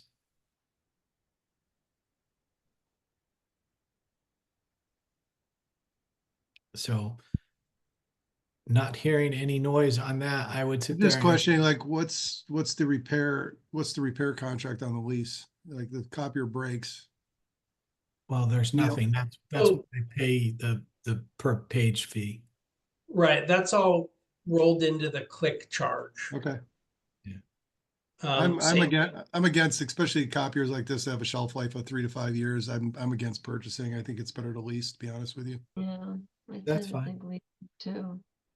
That's fine. I mean, it's Because you always get the latest and greatest. I mean, every couple of years we get the latest and greatest. Yep. So in 5 years, we'll get a new copier, and Yep. that's fine. So, Because if we own it, then we have after 5 years, we're gonna have to buy a new one anyway. So well, what you do is you roll it out until the click charge goes out of control, and you sit there and deal with it. Now, I'm okay with the monthly. I'm okay with at the end of 5 years redoing the contract and getting a new one. Do we have to go to town meeting for this? I don't believe so. No. Okay, so then I will make a motion to move forward with the Office Works copier contract for $175.48 per month buyout lease in accordance with the state bid. seconded. All right, further discussion? All those in favor? Aye. 4-0. Okay, 11, new business, discuss and act upon a BAA letter and response. Okay, that's, Eric? you all had, Eric? what? Just give me a second. Sure. So the BAA submitted a letter to us on November 22nd after our last meeting. They raised some concerns about how the BAA was addressed during our meeting in relation to the taxes and the tax reductions that were granted by the BAA. So everybody's had this letter. Eric sent a response. I am going to let Eric talk about it, but I am going to sit there and say, before we talk about that, I have always had a problem with the tax reductions in the town. I've always voted against these when I first got here, simply because of the nature of how tax reductions are given, not only from the BAA, but from the assessor's office. I realize that some of them are legitimate and reasonable, and I understand the BAA has a hard job, but I am going to sit there and put that out in front of everybody. For more than 4 years, I voted no. And the only reason I had to start voting yes is because I had to sign them all. So I'm just saying it's a very difficult thing. And I'm going to let Eric explain himself, but I also know that in our last meeting, when Eric spoke up, I did sit there and let everybody know that I was assuming that all of the BAA members that were voting on something that related to their themselves or someone close to them recused themselves from the vote, and they all did. So Eric, I will let you sit there and go with your response. I felt I needed to say that from a standpoint of when that response came in and that letter came in, but go ahead, Eric. Sure. So first of all, I apologize to the BAA for any incorrect statements. On a monthly basis, the tax collector presents the tax refunds due to the Board of Selectmen, who need to approve them prior to refunds being issued. It is on the monthly agenda and has been for at least 5 years. So that was one of the concerns raised by the chair of the BAA, was why they weren't notified. They're on the agenda every month. The Board of Selectmen frequently asks me what the refunds are for. Per the BAA minutes dated 9/16/2024 and 9/20/21/24, there was a reduction to Linda Armstrong's bills for 2 vehicles, where she appealed her tax bill and recused herself. And then there was a separate appeal where a member of Emily Timrick's household appealed and Mrs. Timrick recused herself. So that, as far as I know, is a completely correct statement.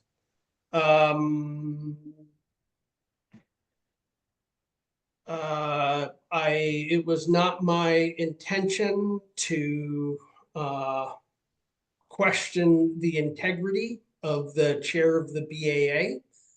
He felt that I challenged his integrity. But I have long had a problem with the process of taxation and appeal, not particular individuals. I do have a significant issue with the system that's in place here. But I recognize that that's beyond the scope of my or the town's authority to really do anything about. I am hopeful that the fact that we're switching to MSRP plus a set depreciation will make the motor vehicle assessments a lot more transparent to everybody.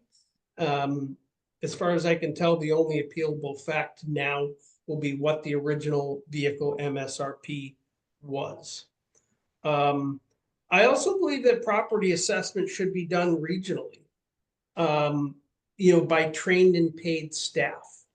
And I've reached that conclusion from talking to a number of people that wear the same shoes that I wear, and have all had issues with the BAA process. Again, I don't think this is an issue with individuals. I think it's a process issue. I was also asked why I didn't speak directly to the BAA. The BAA is elected. They don't work for me. I have no authority to, while I have strong opinions, obviously, I don't influence the BAA's decisions, or opinions. I did, however, one year when we didn't have a clerk, which was a couple of years ago, spend 3 or 4 meetings taking minutes for the BAA. And that's kind of when I formed an opinion that the BAA should be regionalized, and there should be more training, and ability to eliminate any conflict there. So where I think my role in this is just to make sure the Board of Selectmen understands that this is the first year in a while, because of the change in motor vehicle regulations, as well as the change in state law regarding exemptions for disabled veterans, that we may very well have a flat or negative grand list. And the reality is the Board of Assessment Appeals decisions have to be accounted for, because that is going to take a significant amount of money from the ultimate grand list. And you as a board should be aware of that. So that's all I wanted to say on that. Okay, do any of the other members have issue with anything that Eric said or the BAA has addressed? Okay. 11B, pickleball and playground discussion. Okay, so there should be at least one person left from the playground or the committee that's here from that commission. I put in the packet the latest. Scott's here. What? Scott's here. Yeah, Scott is here. Sorry, it's tired. It's late. I'm tired. So I put the latest engineered drawings for the pickleball court in the packet, so you as a board could see. The commission has been hard at work. Beta is also here. She's also on the committee. So that's there in case you had any questions. This is before the Wetlands Commission now. It will be going for planning and zoning in December 17th to go to public hearing sometime in January. So just kind of letting you know where that committee is right now. If you want any input at this point, this is what they're kind of proposing. And I'm sure Scott and Beta can answer any questions that you have. Beata. Sorry. So, Scott, I would ask you a question. Is that one playground and it's just two different potential locations? Oh, it's two different playgrounds, one for younger children, I think 3 to 5, and then 5 to 12. Correct. Okay. It looks very similar with the elements in there. So I was wondering if it was just two different locations. So that's where the rocks go, a new path put in from the parking lot to get down to the pickleball courts. And is there a drop there, Scott, from the parking lot down to the pickleball courts, or is that There is Yes. it's like 3 feet. 3 feet drop? Okay. It's gonna be done in stone. There's gonna be a drain at the bottom to drain the water away It looks before it hits the pickleball courts. It looks very nice. I can't wait to see it completed. Yeah. If we can get engineering work done quicker, we could have it done quicker, but very slow on the engineering side. Are we gonna take out some of the drainage issues that happen along the walking track in that corner closest to the playground? No, No, that will not be addressed as part of that. I don't even know how you would address that. I mean, the big problem is that there's a drainage pipe, that acts in some conditions to drain the field towards the river. But when the river comes up, the flow goes the opposite direction and flows onto the field through the existing pipe, from the outlet on the river. So I don't know that you could correct that unless, I don't know, maybe you could pursue some kind of one-way valve or something. But it would be hard to keep it from getting stuck with debris. even when we were building that field, Jeff, you probably remember that when I think that it rained and it filled in there, and the company told us that they wouldn't change that.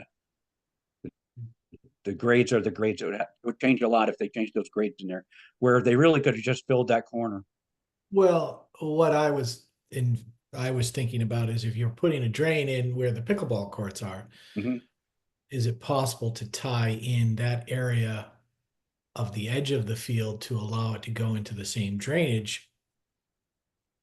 And I don't know where you're evacuating the water to, but I'm just sitting there thinking, is there a way to tie that in to eliminate that problem that currently exists when it rains heavy in that corner of the walking track? And if you can't do it, it hasn't stopped people from using the walking track. And no, right. We all realize it's in a wetland. I mean, it's right next to the river. Floodplain, not wetland. Hopefully, yeah. So I don't hopefully when we actually do the bridge, we eliminate a certain amount of the water backflow that gets exactly. If you tie it all together, maybe it'll improve. Exactly. It'll be a different scenario when the bridge gets done. We open it up another 40 feet. Right. Yeah, the reason, Jeff, I don't think you could go back from that corner to the drain where the pickleball fields are is because the way this is, we're going to be able to get this through the wetlands is we're adding, when we put the pickleball courts in, we add some impervious surface, but then we drain it in such a way that the surface water runs to the wetlands, and everything that's now coming off the hill is captured by an interceptor trench and also goes to the wetlands. So essentially all we're doing is we're not increasing the amount of flow to the wetlands and we're not decreasing the amount of flow to the wetlands. Because what we really can't do is just, dump a pipe that makes the wetlands no longer a wetlands. It's an existing wetlands. It has to stay wetlands. but we don't want to inundate it and we don't want to dry it out. If that makes sense. Understood. Okay, looks good. And this is all going in front of the Wetlands Authority and then Planning and Zoning, and what's the timeline on potentially getting this done? Well, we're gonna go back before the wetlands. We went, I guess, a week ago to the wetlands. And they're just, in the end, I think, well, I'm not gonna say what they're gonna do, but it's gonna go through the wetlands. I didn't think that they had a lot of problems with it. A couple of things that they had questions about. And it's gonna go through planning and zoning. Planning and zoning, it's gonna have a couple of questions, and hopefully we have the answers to those questions before it goes before planning and zoning. And those questions will be addressed. The rest of it, I don't think planning and zoning is gonna have a lot of problems with it. Okay, and then once we get that done, In the interim, we're gonna be making RFPs for Mhm. all of it with Eric's help. So that's gonna be on their priority list. Yep. okay, I just have one question. I noticed there's a well casing right where the swing set is going to be. Yeah, because that well is well and truly abandoned and not powered anymore anyway, we technically really should be filling that in. So as Yeah. part of this, our intention is to, have Dalmec or one of the services pull the casing and fill in that well. Do a slurry fill. Yep. Okay, there was just a question. It said well there. I just didn't know if we had a swing set right with a well casing sticking up. Yeah, no, we Yeah, gotta get no, rid that of all would that. be Okay. Just quick, thanks. okay. Anybody else on the pickleball? And the playground discussion, anything else? Okay, all right, thank you. We're gonna move on to 11C, community center staffing review. Yeah, I just wanted to add this. I think as with new employees, right? We usually do a 3-month review and during the probationary period. I'm just wondering, Eric, have you done that yet? Tess and I mean, have we done a formal review? No. Have we sat down and talked on an almost daily basis about where we are and where we're going? Yes. But have I sat down and done a formal review? No, I have not. Okay. Could we please do that? And I would like to try to find out what we've done as far as when she's been employed, the type of additions we've added, courses, classes, things that she's done. Sure. I think it would be important for the people in town to know what she's doing. And this also brings back to the programming. I went to Columbia, Hebron, Bolton, and Coventry, and they don't seem to be using any software. Seems to be a phone sign up or come down and fill out a form. And they also seem to be doing newsletters with all the programs and things online. And I didn't really see that in our website. The only thing I saw was click for these classes or click for the additions. And it gives me a username and password that says it's restricted. So just looking at the other towns like Hebron, they've got a 10 or 12 page newsletters with what's going on in town and the available classes. And I mean, our website is there, but we really don't have something that somebody can put together and print out and who to contact and what the programs are. So it's just something, I mean, she's been there 4 months now. I'd like to see what's been added and what we put together as far as programs in a newsletter. Sure. I mean, I suppose you could swing by the community center and get a copy of the newsletter. Here's my copy of it. Well, is it posted on the website? That's a question I can't answer. Okay, because I didn't see it. I didn't see it. That's why I was questioning it. And because I was Sure. researching this program and trying to figure out if it was something that was really necessary or not. And I mean, Hebron's such a much bigger town and they seem to be having a lot of programs and they don't seem to be using an app. So I just was just investigating that. Yeah, the only town I've personally looked at it that has it is Columbia. We went and got a demo of it at their facility. Okay. And they're I clearly went to their using it. website. I didn't see anything. It just says call senior coordinator for these things. So it's just, I'd like to see, before the 6-month period, the value added and what, and I think it'd be good for the community to see what her accomplishments have been to date since inception when she was hired. Fair enough. Okay. So is that something we could do in the next couple of weeks and just send us a copy, or just, what programs and things we've done to this point? Sure, if she's on this here, you can ask her directly if you wanted. Yeah, but part of the personnel, I think it's part of the personnel, but we usually do reviews. So I just want to make sure that we're doing that review and we have it in file. So. Eric, it would Understood. be better if you sit there and accumulate that and get it off to us. Sure. Would be best. Any other questions related to 11C? Nope, that's all I had. Okay. 11D, public works activities. Yeah, that was the sale activities. You saw my email that I sent out a couple weeks, about a week ago. I was on the GovDeals site and I happened to see our whacker for sale. Yep. It was listed needing a carburetor and a fuel shutoff valve, and the documentation that we got sent on February 15th from Jay listed a whole litany of issues with that whacker. As far as the shoe was bad, it had an oil leak, it had all kinds of issues. But what it's shown on GovDeals saying it starts and runs, needs some carburetor work and a fuel shutoff valve. And the truck is about the same. There's a detail list on the truck, showing all this rust, cracked windshield, all these issues in the document that we have, but on GovDeals, it doesn't list any of those issues. So were those issues repaired, or are they not listed on the site? So what we were given for issues does not match what is on the GovDeals site, is the listing for the items. Well, if you're selling something, do you point out every single flaw in what you're selling?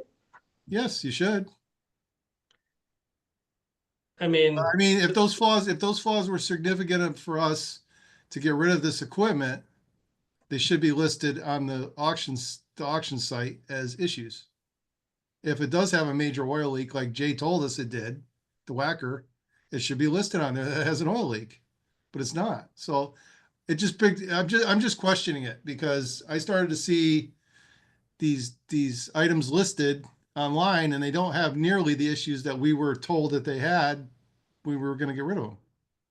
So I'm just trying to find out if those issues were repaired, or if the listing just doesn't list all the issues that are wrong with the items. well, if I was listing it, I certainly wouldn't list every flaw in a car I own. If I was putting it up for sale, I would keep my mouth shut and figure that's the next guy's problem. Okay. Really? The question ends up being, does it really have the issues that we were led to believe it had when we Right. Yeah, because we decided to disperse it to get rid of this equipment because it had all these issues and it was all this money to fix it. But then I see it listed on GovDeals. It says it needs a shutoff valve and a carburetor rebuild kit. So no, I'll sit there and I'll go, I understand, Jeff. I like I said, both sides of it. There's two sides to this, and I understand. My question really ends up in, did the machine really have all the issues that we were told when we authorized the Public Works to get new equipment? Right. The truck, absolutely. I mean, that is the reason why. So we have 3 primary plow trucks. We typically keep 1 spare. We made a decision that our 97 Ford was in way better condition than our 2004 International. That is the sole reason why we got rid of that one, even though it's also been, even though it's a newer machine, because that has been a very problematic machine. Okay. Is that the one that you fixed the fuel pump on? The one you got rid of? No, I don't think that one had the fuel pump issue. It's got a steering pump. The steering pump's blown. yeah, but that's not even listed on the GovDeals site. This is bad steering pump. So, I mean, that should be something significant that you should put on there. So. Well, I think it's more important, and maybe this is something that we as a board Um, I mean, this was the reason Adrian was such a good member, because he had such detailed knowledge of the mechanical issues related to equipment like that. Well, I have pretty good knowledge too. That's why I'm asking the question. Well, The shoe on the whacker. what our town administrator is saying is, to get the most money off of that, you don't put every issue. They come and inspect the equipment, and they inspect the equipment and they identify the issues themselves. They're going to offer up what they offer up anyway. But Jeff, if the Question- issues were bad enough for us to get rid of it, That's the it issue. should, those issues should be listed on the description of the item.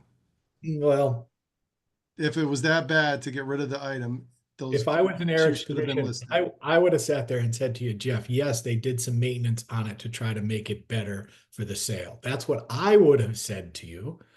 That I would have sat there and said, Public Works sat there and did some maintenance on it to try to gussy it up to make it sell for more money. That's not what our town administrator said to you. So the issue comes back on me, and I sit there and ask the same question that all four of us are probably asking. Did it have these problems when we authorized a new unit to be purchased? And that's something we probably should discuss directly with the town administrator individually, and sit there and discuss with our public works director individually. I would like to do As- that. And as we go through and try to upgrade our equipment, which as a town, we need to upgrade the equipment. There's no doubt that what Eric has done over the last few years has been to improve our equipment inventory and the aging of the inventory of our equipment. And listen, it's been positive, but we're going to get it to a point where money is a little tighter, and we got to make sure that we're doing a little bit better job understanding the problems when Public Works asks us for additional equipment. Yeah, So- I'm not making any accusations. I just was asking which description is, and if it was repaired and it was It's put more on, then accurate. that's fine. That's fine. But I just want to find out, I mean, which description is accurate? The one we Yeah. were given on February 15th or the one that's on Gov Deals? Totally understand. Okay. Right. Jeff, I think you have to assume if you're buying a 20-plus-year-old plow truck, it is going to be a piece of junk. Right now, as far as I know on Gov Deals, it's, the highest bid is around $5,000 for that. Yeah, You know. and we were offered 10,000 as a trade-in and we turned it down. Yeah, but we put it on Gov Deals because that was not No, necessarily how we would I have never done said it. no, Eric, that is not true. That was Jay's decision. And it says that right in the document that I have dated February 15th. It says he could get $20,000 for a private party or through an auction site. That was Jay's decision, not mine. The whacker I asked about the whacker last month or a couple months ago, but I did not say anything about the truck. That was Jay's decision. That is something we'll sit there and see what happens when the bids come out. I mean, we can pull this back, correct? If it closes on, I think, the 15th or 16th, guessing based on other units that are on sale at Gov Deals right now, it's probably going to get $5,000, $6,000, $7,000 will be the final bid, would be my guess. Well, that's not a win for the town. Okay. So is that a no reserve auction that they take it? There's no reserve, as I understand it, there's no reserve price on it, but the town has to accept or reject the bid when the auction closes. So you don't have to say yes. Okay. And if you want to go down and inspect it at Public Works and go over it with Jay, I'm sure he would be happy to do that with you. I certainly don't have any issue with that. Okay. Any other issues related to the Public Works activities, Jeff?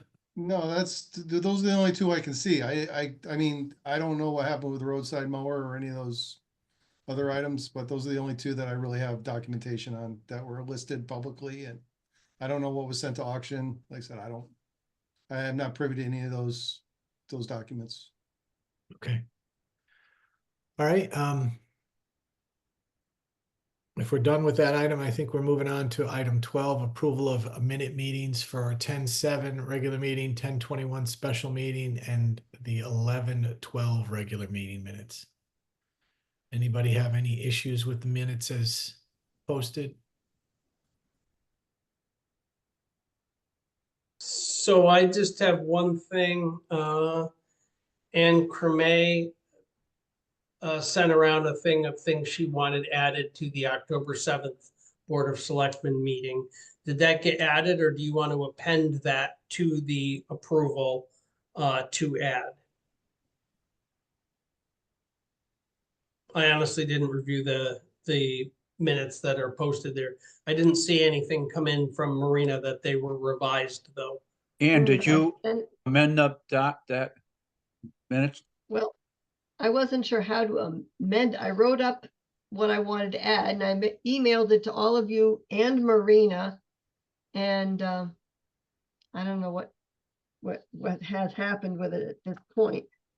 I remember when, Yeah, there it is. remember when that happened, Jeff said for you to go amend the meeting minutes. Well, why don't we sit there and approve the meeting minutes with Ann's amendment? Right, 'cause I can't get into the packet and change it there, so I had to just send it in this way. Right, and yeah, and you sent that to me, I think, yesterday, but I don't think Yeah. you CC'd me when you originally sent it around, No, so I I never hadn't knew originally. you sent it to Marina, so I would I have sent it to Marina, yeah. checked on that if I had known, but that's okay. You know, we can have it added. Okay, Not a so does anybody have any problem with any of the other minutes? Okay, so and Ann, that was the 10-7 minutes, correct? Yes. Mhm. So I'll make a motion that we approve the 10-7-2024 regular meeting minutes with the addendum provided by select person Ann Creme. I'll second that. All right, all those in favor? Aye. Aye. And then I'll make a motion that we approve the 10-21-2024 special meeting minutes and the 11-12-2024 regular meeting minutes as presented. Anybody gonna second that? Second. Scott Person second. All those in favor? Aye. Aye. Or nothing. Okay. The treasurer's report was included. Any questions? Anybody want to make any comments?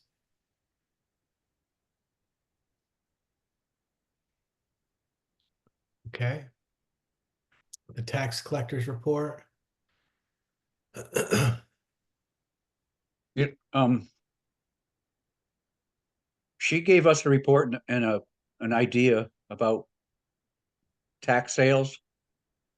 She had a long letter and gave some suggestions about, upcoming tax sales.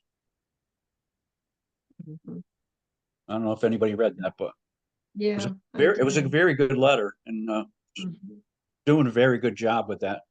She's reduced the taxes from the previous 5 years down to, since she's been on there, by $200,000. Yeah. The amount of owed taxes. And then she made some suggestions about the tax sales. Anybody that's hasn't paid in 10 years, we should have a tax sale. You want Or me over to 20 share that or over $20,000. so you can look at it? I have it up. I mean, you can put it up to show the public, but no, all of those issues appear to be reasonable. I mean, the biggest issue for tax collections for me is always the personal property taxes. small business, personal property taxes, because they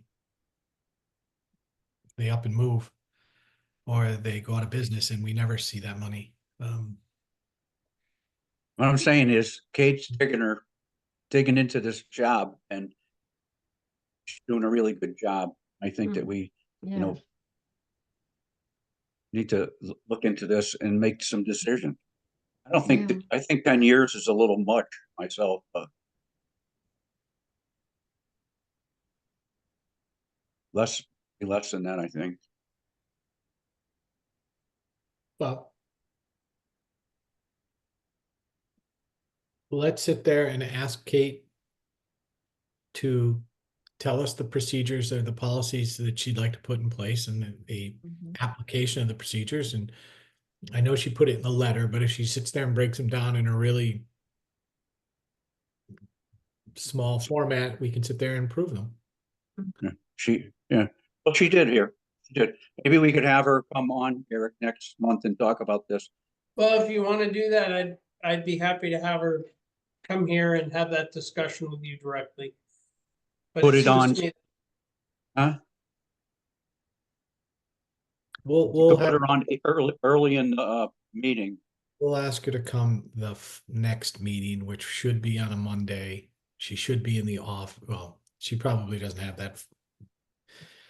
Let's put it on the agenda for next month, Eric, to sit there and look at the policies that the tax collector would like to implement so that we can get them approved. Okay, I think that would be good.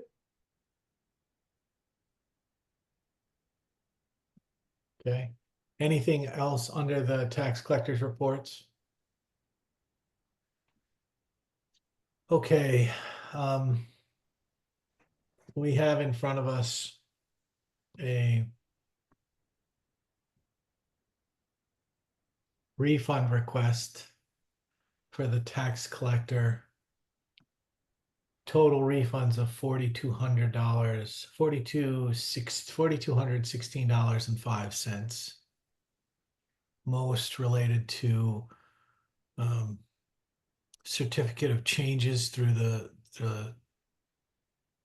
assessor's office, or I mean, that's not from the tax collector's office. That's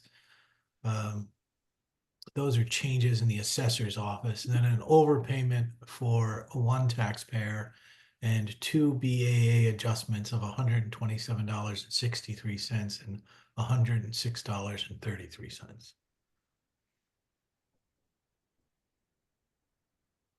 So my favorite thing, I'll make a motion that we approve the tax refunds of $4,216.05.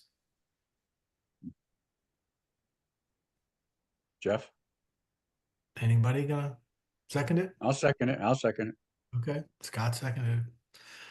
All those in favor? Aye. Or nothing. Okay, departmental reports. We had a report from the assessor's office.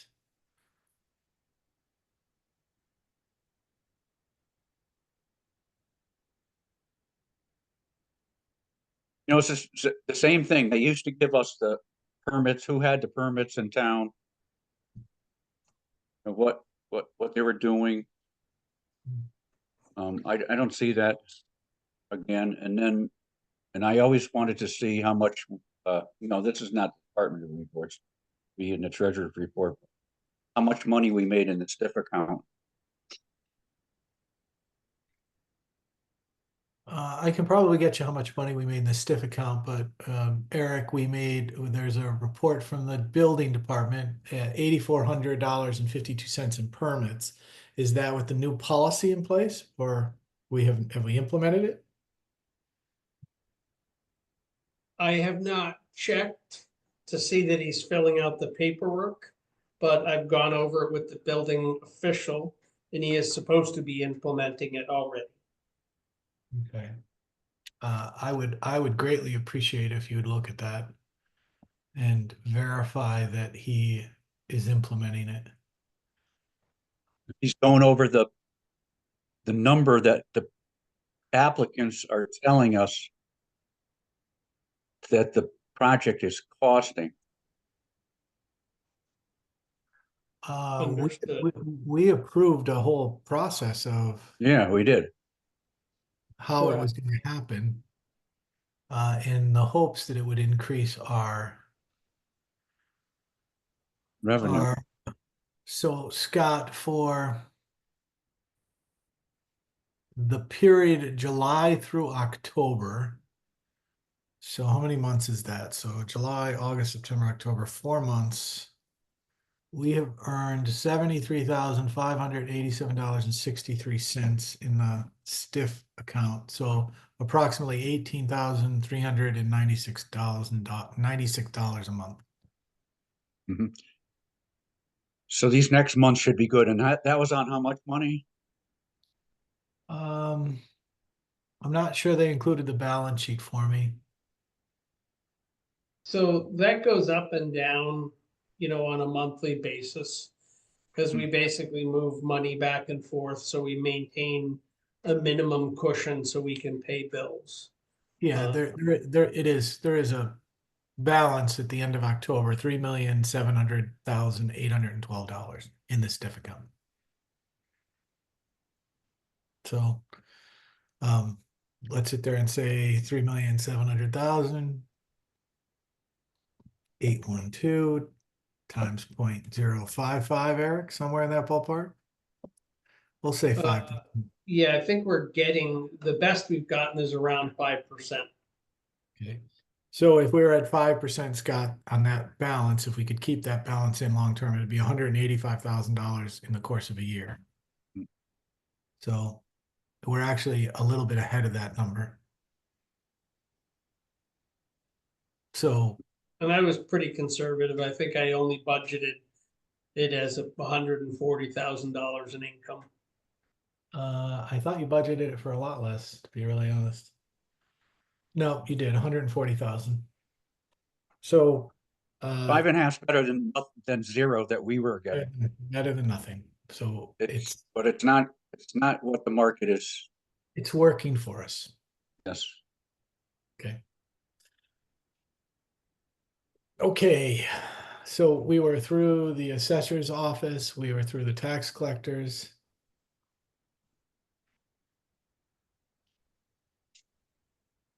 We did the tax refunds, the assessor's office, the building department, the register of voters, 79 voters processed, 90% turnout. Oh, let's look at that. 870 early voters and 26 same-day registrants. So,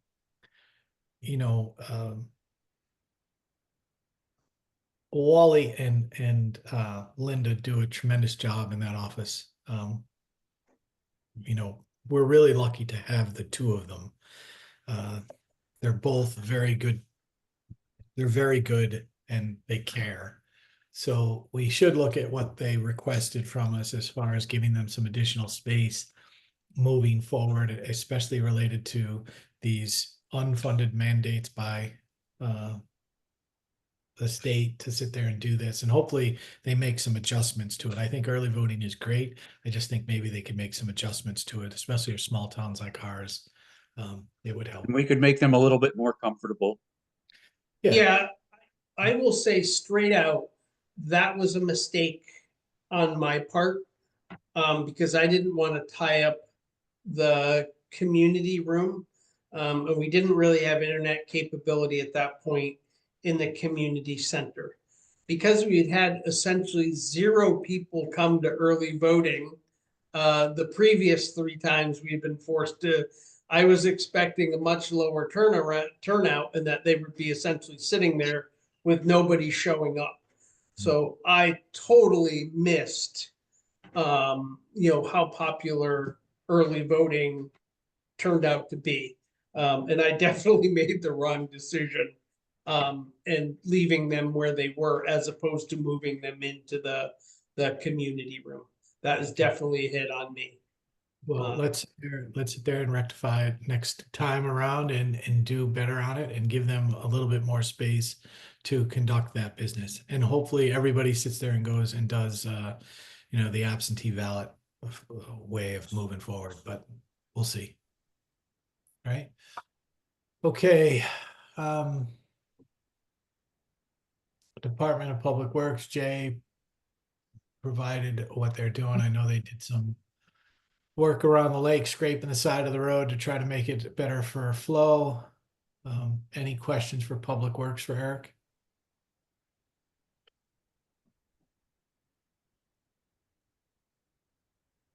Okay. And that's our last report that we received from the other departments. So anybody have any question for any of the departments for Eric? Transfer station. I was there Saturday. I'm assuming our cardboard dumpster's been replaced. That's a good question. I don't It know. is full. And is there a way we can make sure that we have 2 people staff there on Saturdays? We were only I think it was just Dominic for a time on Saturday. And he was overwhelmed. The cardboard was closed and people were dumping huge boxes in the recycling. And it was jamming it up. He was trying to clear it and it was just, he was overwhelmed. And it's just, we need 2 people there on the weekends. Jeff, one of the problems is there used to be a size on the cardboard. Everybody's supposed to cut it. I think it was Yep. 18 by Yeah, 24. but the problem is when there's one guy and he's over there at the I book know. doing other stuff, you can't watch everything. And You need- I was trying to help him clear the compactors because it was so backed up and he was overwhelmed. There used to be a sign up there that it was 18, I think it was 18 by 24. If everybody Yep. would cut their stuff down the size it's supposed to be, it would go a lot. Somebody put a full-size TV box in there uncut. Right. And It's ridiculous. It was ridiculous. But the Yeah. problem is if there's 2 guys there, one guy could be watching the trash and the recyclables and the other guy could be Yeah. over there. So it's just, if we could make sure somehow by, I know people do get sick at last minute and things do happen, but if we know somebody's going to be out, if we could get it staffed, it would be probably helpful. We got to address that size thing, Eric. I ask Dom about that every time because everybody comes up, just like Jeff Murray is saying, these huge boxes, they just stuff them in there and they just walk away. Well, if we have the cardboard dumpster back and everybody flattens their stuff, that's not an issue, but that was Right. full and he was just overwhelmed. I mean, it was full. It was really busy on Saturday and he was trying to run all the compactors and trying to see what people were doing with bulky and the oil and everything. And it was kind of chaos up there for a little bit. So, Yeah, and speaking of that, I did have a conversation with Dominic. I am planning to have the transfer station open the day after Christmas. Wednesday is the 25th. But in the past, when we've not had a day between then and the first Saturday is a complete, cluster. So in the past couple of years, we've been trying to open the dump one time during the week. So we're going to do it Thursday, the day after Christmas, and publicize that.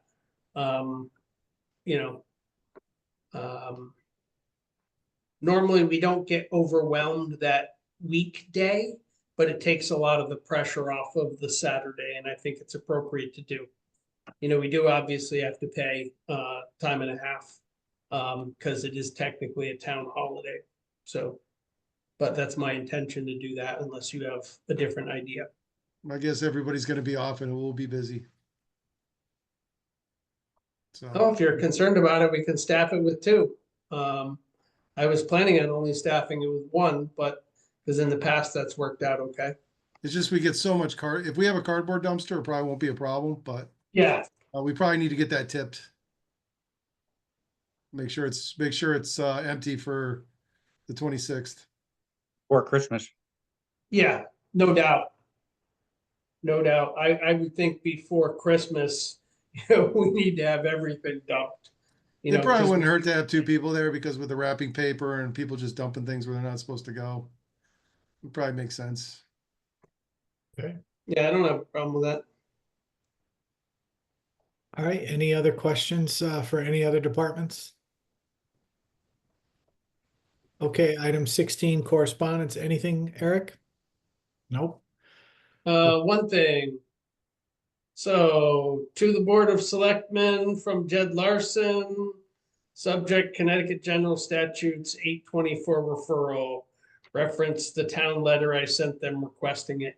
In reference to A, the town of Andover requested the Planning and Zoning Commission review the upcoming replacement of the bridge on Bunker Hill Road as required under Connecticut general statutes. The Planning and Zoning Commission has reviewed the proposed bridge replacement and has voted that this is consistent with maintaining a safe, high-quality life for the people as discussed in the current plan of conservation and development.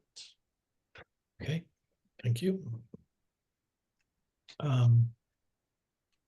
By the way, Jed Larson is chairperson of the planning and zoning, but he also moderated the tri-board meeting. He did a wonderful job. Jed is very good at those types of situations, so I'd like to thank him publicly. Right. And now we're going to move on to public speak unless somebody wants to stop me before I go there. Okay, I'm going to start with Emily Timrick. Hi, can you hear me? Yes. We have a letter from the BAA signed by Al Roy, Linda Armstrong, and myself. And Al is out of state and Linda went to the Bushnell tonight, so they asked me to present this. The letter is to address the inaccurate and inappropriate letter submitted by Eric Anderson in the packet in the Board of Selectmen meeting dated today, in response to a BAA letter that we submitted November 22nd. Since this letter is in the packet, published online, and in the meeting agenda, this letter is necessary. The letter is under agenda item 11A and information on page 36, 37 in the packet. Once again, there is false information. Comment 1. Then a separate appeal where a member of Emily Timrick's household, Richard Timrick, appealed and Emily Timrick recused herself. This information is false. Richard Timrick is not part of Emily Timrick's household. The legal definition of a household is any individual or group of individuals living together in the same address as one economic unit. The false information challenges the integrity of the BAA. Comment 2. I was incorrect and I should have stated that a BAA member as well as a family member of a different BAA member was granted a reduction. This is false information. No family member of a different BAA member was granted a reduction. Again, this false information challenges the integrity of the BAA. Comment 3. My issues have been with the process of taxation and appeal. I believe reliance on property tax and motor vehicle tax is an inherent unfair method of taxation and leads to a lot of problems. What is being called a process is actually Connecticut statutes, which is the law. It amazes us that the town administrator does not support or believe in Connecticut statutes. This lack of support demoralizes the integrity of the BAA. The BAA is a voluntary elected position, which is unpaid. The elected position becomes a more difficult job when the town of Andover administrator publicly disagrees with Connecticut statutes. Comment 4. I am hopeful that switching to an MSRP with a set depreciation basis for assessment will make the motor vehicle assessments more transparent to everyone. In my mind, the only applicable fact will now be with the MSRP. There should be no more appeals based on condition or mileage. With the changes in motor vehicle for next year, the Connecticut statutes will still allow the taxpayer to appeal and be heard by the BAA if they are aggrieved. The town administrator should not be providing information to the taxpayers of this town that eliminates their rights. Comment 5. My opinion that the role of the BAA needs to be regionalized to increase professionalism and eliminate any inherent conflict. This comment demoralizes the integrity of the BAA. Comment 6. My role is simply to appraise the Board of Selectmen so that they can understand the budget impacts of decisions made by other boards. Board of Assessment Appeals decisions have the direct impact on the grand list. The BAA reductions from the motor vehicle September reductions were $869. The recent CSOC corrections made by the assessor's office was $4,074. There's more of an issue with the budget impacts with the assessor's office corrections than what was done by the BAA. Once again, false comments and opinions made by the town administrator can create false assumptions and discord among Andover citizens and duly elected BAA. Town officials should strive for fair and honest information and not public discord. This behavior shown by the town administrator, Eric Anderson, is destructive and decisive and should not be allowed in an Andover public meeting. The town administrator should respect and enforce the Connecticut statutes and the BAA and should not use the Board of Selectmen meeting as a means to criticize elected officials in a complete disregard of rules of basic civility. This letter is not a true apology, but rather an excuse to blame the Connecticut statutes that he does not agree with. So we're submitting this letter and we would like to include it in the minutes. Okay. Diane Grenier. There we go. Hello. I just want to thank Beata and Alicia for coming forward here to want to serve on the Board of Selectmen, along with, I was surprised with many people had thrown their hats in the ring. We had John Godwin and Steve King a couple of weeks ago, a month ago or so. Dave Gustanian, who withdrew tonight. And at the RTC meeting last month, we had Kathy DeRozier and Leanne Hutchinson had thrown their names up. And again, I'm surprised. That's a lot of people that have come forward to wanted to serve on the Board of Selectmen. And I applaud all of them. I think that's great. But I can't help but express my disappointment with the Board of Selectmen for not being able to decide. 2 tie votes here. These are all great candidates. Any one of these would have been a great addition to the Board of Selectmen. And I don't know how you guys are going to solve this 2-2 all the time. How many more people do you think are out there that are going to want to serve on the Board of Selectmen? Like I said, there were several here, and I don't know how you guys are going to do it, but again, disappointed that you can't come to some decision here. So that's my 2 cents. Thank you very much. Carol Lee. I just would like to add that the members of the Recreation Commission will be formally logging a written complaint regarding statements made by the town administrator during the November 12th Board of Selectmen meeting. His statements were unprofessional and untrue. Even though he stated he wasn't trying to pick on the Rec Commission, his accusations proved to the contrary. We believe that the statements made by our town administrator on a public platform were disrespectful and an attempt to cause undue influence on the Board of Selectmen and negatively bias any Andover resident who was logged into the meeting. We will be sending each member of the Board of Selectmen our letter of complaint next week, and we would like our complaint addressed at the January Board of Selectmen meeting. I would also like to add, on behalf of the Registrar of Voters, this was the first time that we had early voting.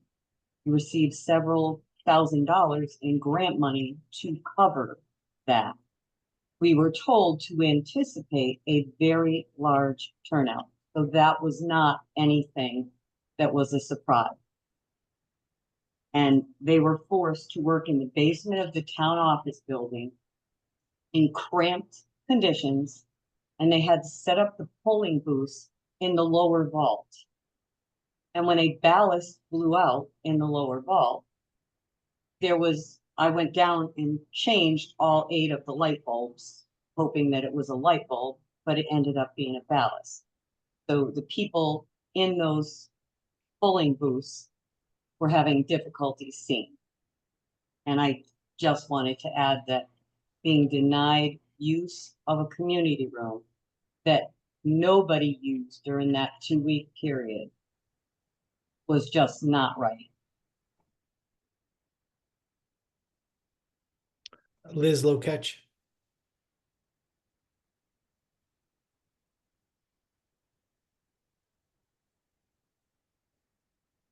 Hi, sorry, trying to find my mute. I so many thoughts. One thing about the voting, I would like to thank our registrars for how they handled that situation. I also felt that the location of the early voting was not great, especially considering the charter vote. In that room, it was so small, and trying to read all those questions with all the noise, it was so hard to concentrate. But they did the best with what they had at the time. So I just want to thank them for a job well done with, the resources that they had. And want to wish everybody a happy holiday and,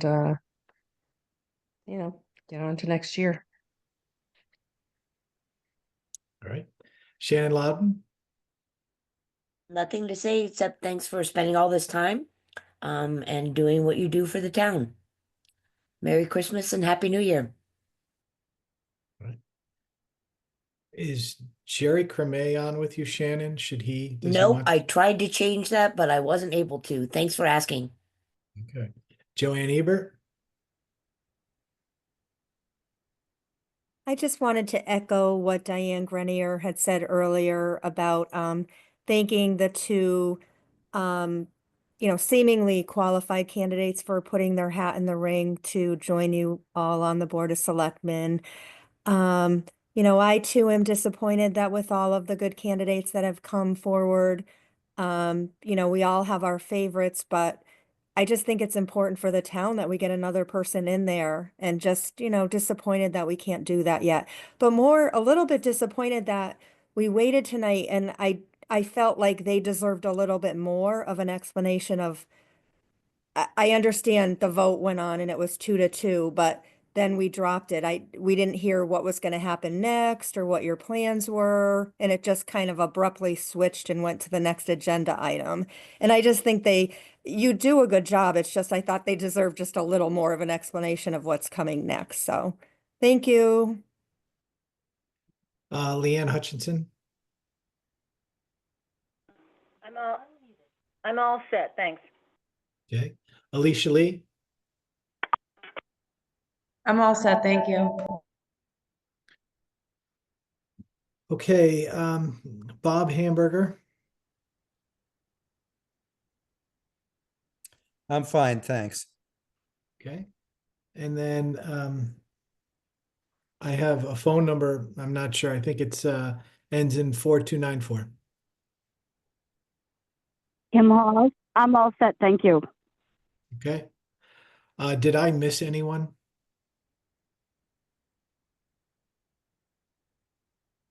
Anybody want to add to their comments or no? Okay. I'd like to wish everyone a happy holiday.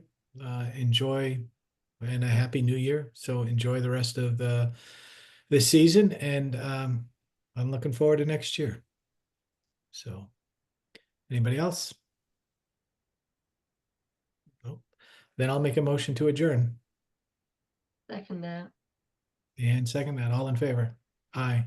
All right. Thank you very much, everyone. Merry Christmas. Merry Christmas. Merry Christmas to everyone. Okay, well, wait. Okay. End meeting.